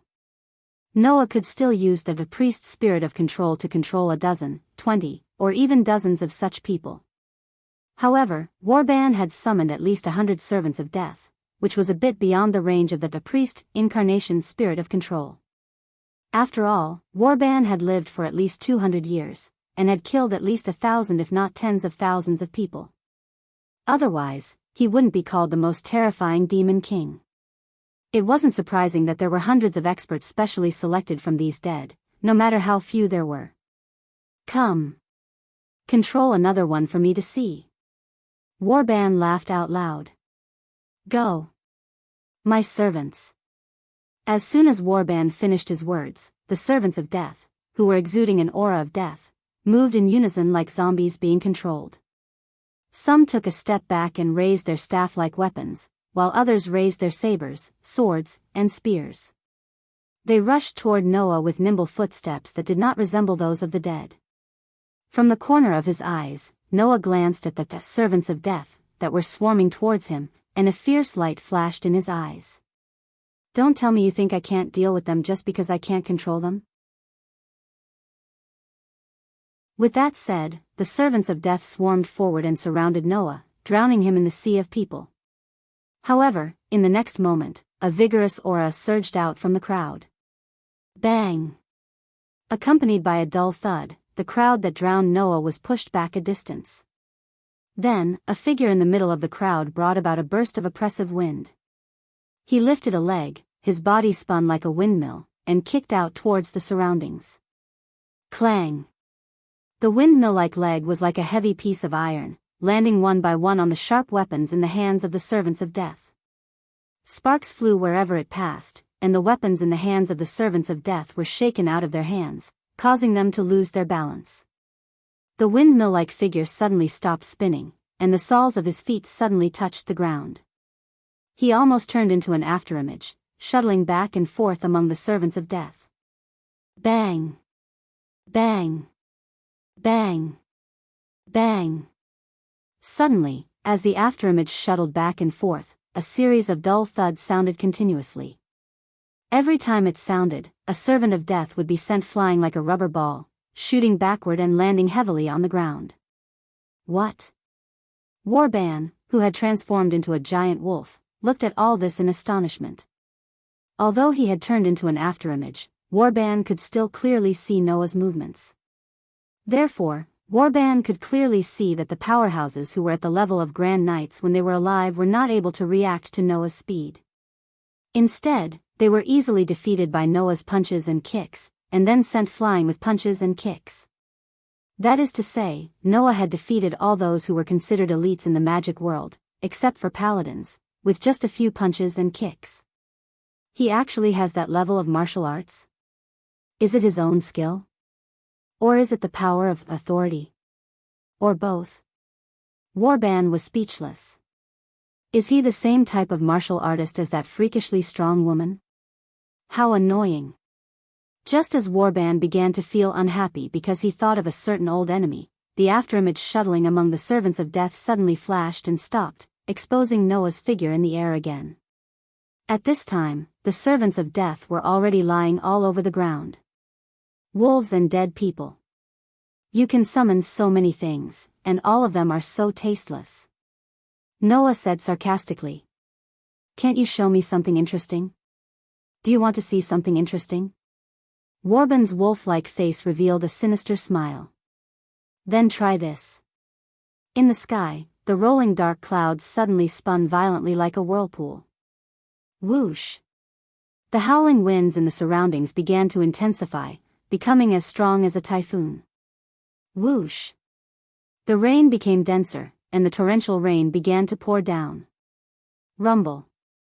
Following that, a low rumble of thunder resounded in the sky. Dazzling bolts of lightning descended from the whirlpool-like dark clouds. They rubbed against the air and brought about bursts of dazzling light. They flashed through the air and continuously fell to the ground. Boom, boom, boom, boom, boom. The lightning bolts fell to the ground one after another. The concrete used as the building material for the asphalt road exploded due to the strong impact. The solid ground was ravaged by the falling lightning bolts. It was like a battlefield buried with landmines, continuously producing violent explosions. Under such circumstances, the lightning bolts that fell from the sky and ravaged the ground approached Noah. Seeing this, Noah smiled. Just like when he summoned the rain and thunder clouds on the rooftop, Warban made another bad move. Warban thought that Noah could control the sky because he was using Mechal's power as the god of the sky. Even if the rain and thunder clouds in the sky were dispelled, he could still summon lightning to attack Noah. Although it did affect him, it was not to the point where he could not cause any harm. However, Warban certainly did not know that not only could Noah control the sky, he could also summon storms, and he could also summon lightning. Velislana had the incarnation of a goat. The horned goat was a sacred beast with a powerful spell. Since ancient times, the existence of a horn was a symbol of a special spell. The priests and kings of primitive religions would wear horned hats or helmets when they held religious ceremonies. The point was to prove that the person had power. Therefore, most of the horned deer, cow, and goat were worshipped as sacred beasts. This was a trace of ancient beliefs. For example, it was often said among the Indo-European horsemen that they would compare goat to lightning in the sky. The most famous god of the sky, Zeus, was also deeply related to goat and had something in common with the myth of the horse that carried the sun. Therefore, when Velaslana used the incarnation of a goat, he could summon lightning. And Mekhl was a god of the sky like Zeus, who could also turn into lightning. Thunder was an incarnation formed by combining Velaslana's goat incarnation and Mekhl's lightning power. It could summon thunderclouds that formed lightning, and it could also turn the user into lightning and gain the ability to summon lightning. With the incarnation of thunder, Noah's ability to summon lightning was definitely above Warban's. I am the conqueror who can defeat 1,000 with 100, 10,000 with 1,000, and 10,000 with 10,000. Now, for me who is on the side of justice, please shine brightly and give me divine power. As the words echoed, the stone plate in Noah's heart turned again and pointed to a lightning pattern. Beep, beep, beep. The next moment, dazzling lightning flashed on Noah's body.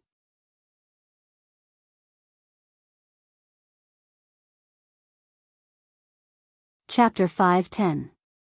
Beep, beep, beep. Amidst the intense electric shocks, Noah's entire body flashed with dazzling electric arcs, like electric snakes darting back and forth, constantly wandering around Noah's body. Almost at the same time, the violent lightning that fell from the sky and constantly hit the ground, approaching Noah, also arrived in front of Noah. Facing the continuous flashing violent lightning, Noah only made one move. Reach out. Hum. The approaching wild lightning suddenly stagnated in front of Noah's palm. Then, it twisted, turned into a ball, and gathered in front of Noah's palm. Seeing this scene, Warban was shocked. That kid can also use the power of thunder and lightning? Right. Mekhl was the king of the gods who controlled storms, lightning, and the sky. Since the kid who killed Mekhl had usurped the power of the king of gods, it was not strange that he could control wind, rain, thunder, and lightning, just like himself. But if that was the case, then what about the kid's other powers? He cracked the strange ability of the evil eye that could turn people into salt crystals, dominated the wolf pack, and had the physical ability to compete with himself in the form of a giant wolf. It was very likely that he even had the ability to bring about powerful martial arts. With so many abilities, how did the kid who only killed 2 gods do it? Is this the interesting thing you showed me? While Warban was still in shock, Noah's faint laughter entered his ears. If that's the case, I'm sorry, but I don't think it's interesting at all. You'd better take it back and play with it yourself. After saying that, Noah slowly raised the huge plasma ball that had gathered all the wild thunderbolts above his head, allowing the huge thunderbolts to follow his movements and draw a gorgeous trajectory in the air. Boom! Immediately, the lightning ball that gathered in Noah's hands suddenly exploded, turning into violent lightning. With a burst of sharp sonic booms, it rushed in Warban's direction. Warban's pupils contracted, and when he came to his senses, he reflexively crossed his wolf claws in front of him. The overwhelming lightning that enveloped Warban immediately fell on his body. Boom! Following a loud boom, Warban's massive wolf body was buried by the violent lightning. Arcs of electricity and lightning splashed in all directions, causing dust and strong winds to spread. Warban's furious roar resounded from the center of the dust and wind filled with electric arcs and flashes of lightning. Is that all? Brat! Hearing Warban's angry and provocative words, Noah's eyes turned cold. Of course, even if you're satisfied, I won't stop. I'll give you an extra big treat. After saying that, Noah closed his eyes, and the lightning flashing on his body disappeared. In Noah's heart, the outline of the stone plate, which was connected to the images of the 10 incarnations, suddenly spun. In an instant, it pointed to the image of a lone wolf howling at the sky. Clang! An astonishing cursed power burst out of Noah's body, causing the surrounding air to shake violently and wail. Thou hast violated the contract and brought evil to the world. The Lord says, sinners must be punished. Their backs will be shattered, their bones, hair, and brains dug out, and their blood and soil will be trampled on. If I can't get close to you, then I'll follow the Lord's words and give the person who violated the contract a hammer of destruction." At this moment, the space around Noah wailed as if it couldn't bear the burden, and it started to tremble and collapse. Crack. The space behind Noah suddenly cracked, and a huge crack appeared. Crack, crack. The crack continued to expand, and it didn't take long for it to expand to the point where it was taller than Warbin's body, exposing a dazzling golden space inside. In the next second, a pair of beastly eyes lit up in the golden space. Roar.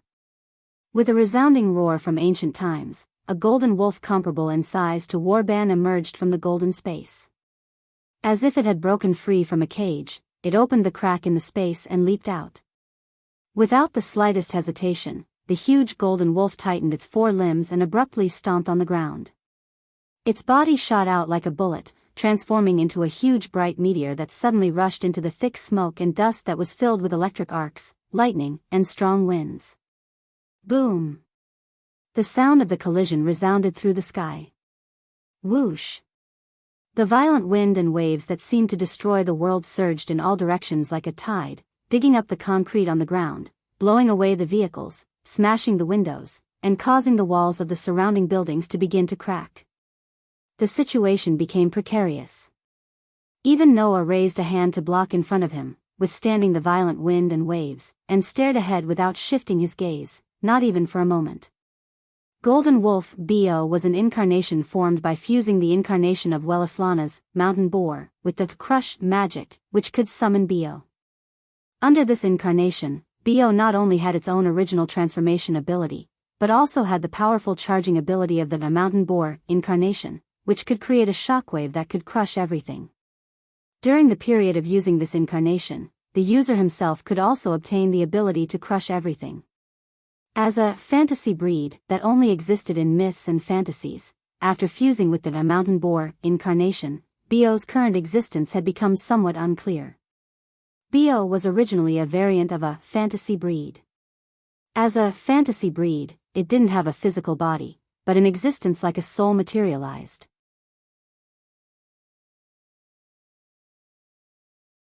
In this regard, Bo should be classified as a fantasy beast, but in terms of strength, under the influence of the world fragment, Bo had already far surpassed the level of a fantasy beast, even surpassing the peak of a dragon and reaching the divine beast stage. In this world, divine beasts were the beasts of God, or the magical beasts, evil beasts, and holy beasts that only existed in myths and legends. The concept was somewhat similar to that of a fantasy breed. After fusing with the mountain boar incarnation, Bo should still be classified as a fantasy breed in terms of type classification, but its strength had once again greatly increased. Welislana's mountain boar incarnation was synonymous with destruction and strength. With this incarnation, Welislana could summon a boar that was comparable in size to a tall building. It could crush all targets, and it could also send out shockwaves that destroyed everything in its path. Therefore, Noah's crush also turned into a pure ability and fused with it. After fusing with the mountain boar incarnation, Bo, who was originally good at speed, transformed into a terrifying existence with strength, speed, destruction, and crush. As a result, Bo impressively became a beast that could compete with the God Slayer and the God of Disobedience. Even if the opponent was the God Slayer, who used authority, it still wouldn't be at a disadvantage. However, after fusing with the mountain boar and crush, Bo's way of existence had become different. If in the past, Bo used Noah as the core and was attached to Noah's body, equivalent to an existence like Noah's doppelganger, then now, this nature had become even more complete. Now, Bo was just a soul with self-consciousness, and usually slept in the depths of Noah's soul. Only when Noah used the Golden Wolf incarnation and provided a large amount of curse power would Bo's soul consciousness be awakened, and with the help of this large amount of curse power, the soul would materialize and appear on the ground. In other words, if Noah didn't provide the curse power, Bo would only have a soul, but he wouldn't be able to materialize his soul and form a body. In addition, Bo still used Noah as the core of his life, so his soul had already attached to Noah's soul, which was equivalent to fusing together. Therefore, Bo could no longer be independent, nor would he have the idea of being independent. After all, Noah and Bio were equivalent to sharing the same soul, but they had different consciousnesses. Simply put, it was like having dual personalities, and they could be treated as one person. Therefore, only Noah knew how terrifying it was to be hit by Bio's attack. Noah believed that even Warban would have to suffer from Bio's attack. And the facts had indeed proven all of this. After an unknown amount of time, the storm-like waves dissipated. At the center of the impact, Bio had returned to his previous size. At Bio's feet, an old man covered in blood was lying there.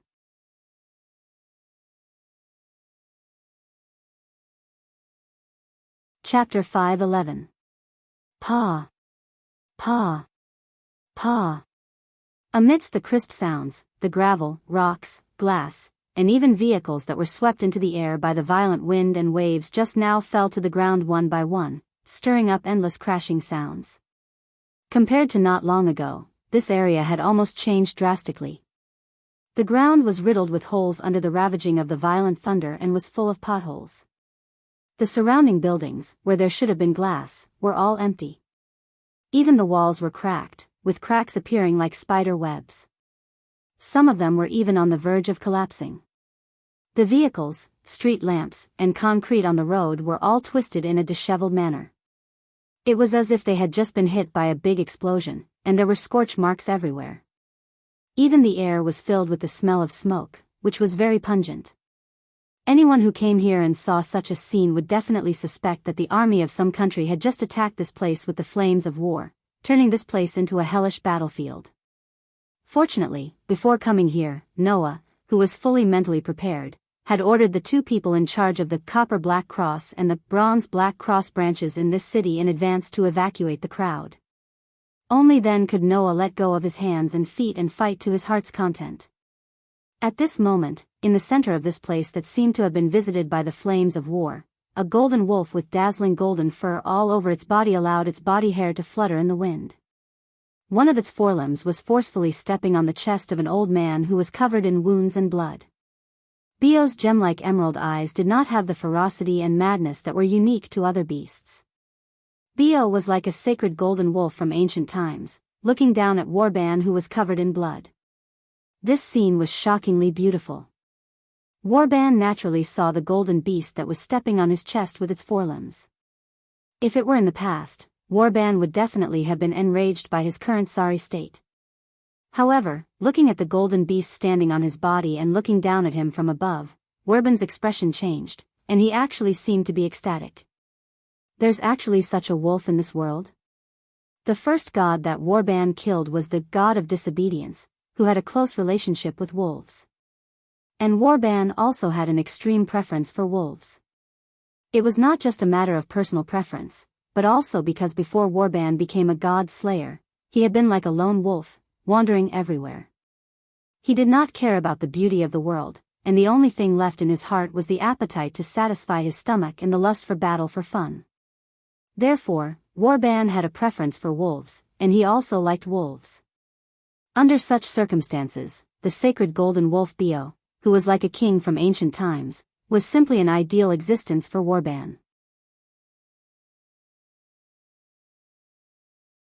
Even though he was covered in wounds, Warban still could not move his eyes away from Bio, and he even let out an extremely delighted sound. Boy, so you also have a wolf, so you're also a wolf. So even though you've just reincarnated, you still managed to bite me back. I, Warban, have made the mistake of not being able to see the wolf in my opponent. I'm really old and muddle-headed. Hearing Warban's delighted voice, Noah came in front of Warban. Through Bio's sturdy body, he looked at Warban, whose face was covered in blood, with a calm expression. So you're saying that you admit defeat? Admit defeat? Warban's pale green evil eyes turned to Noah, and he suddenly smiled. That smile was like that of a ferocious beast that had been seriously injured, and it was extremely ferocious. That's right, I'll let you win the first round. Let's start the second round.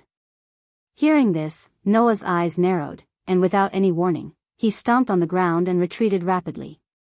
Bio also seemed to have noticed something, and he did not hesitate to give up suppressing Warban.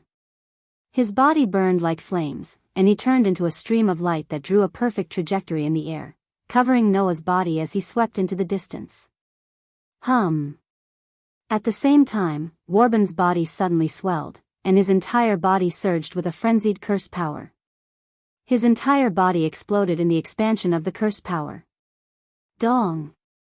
With the explosion of Warban's body, all the powerful curse power belonging to the god Slayer turned into monstrous flames that rushed in all directions and instantly covered the surroundings. Amidst the bone-chilling noises, the ground, buildings, and all sorts of existences that were covered by the sea of flames gradually melted like candles that had been burned out. Plumes of thick smoke rose into the sky. A bright stream of light swept across the space, avoiding the oncoming waves of flames. It was not until the spreading waves of flames stopped that the stream of light stopped, allowing Noah and Bio to emerge from the strong light. Bio, who was as tall as Noah and as big as a horse, stood behind Noah like a loyal guard. His beautiful pair of beastly eyes stared at the sea of flames in front of him, and his body was tense, ready to pounce forward at any time. Noah stood in front of Bio with one hand on Bio's neck as if he was comforting him. However, his eyes were also staring straight ahead. There was more or less astonishment in his eyes. That old guy actually detonated his own curse power? Detonated his curse power. In layman's terms, it was self-destruction. Just like lighting a fire in gasoline, Warban detonated the curse power in his body and self-destructed. Of course, after self-destructing, Warban would not be alive. However, Noah did not think that Warban would die just like that. Hence, Noah and Bio both stared at the sea of flames that was constantly burning the ground and buildings in front of them, and the vigilance in their hearts was raised to the highest level. Not long after, there was finally a slight change in the sea of flames. Under the gaze of the man and the beast, a pile of sand suddenly spread out and gathered in front of the sea of flames, condensing into a human figure. How long has it been since I was resurrected like this?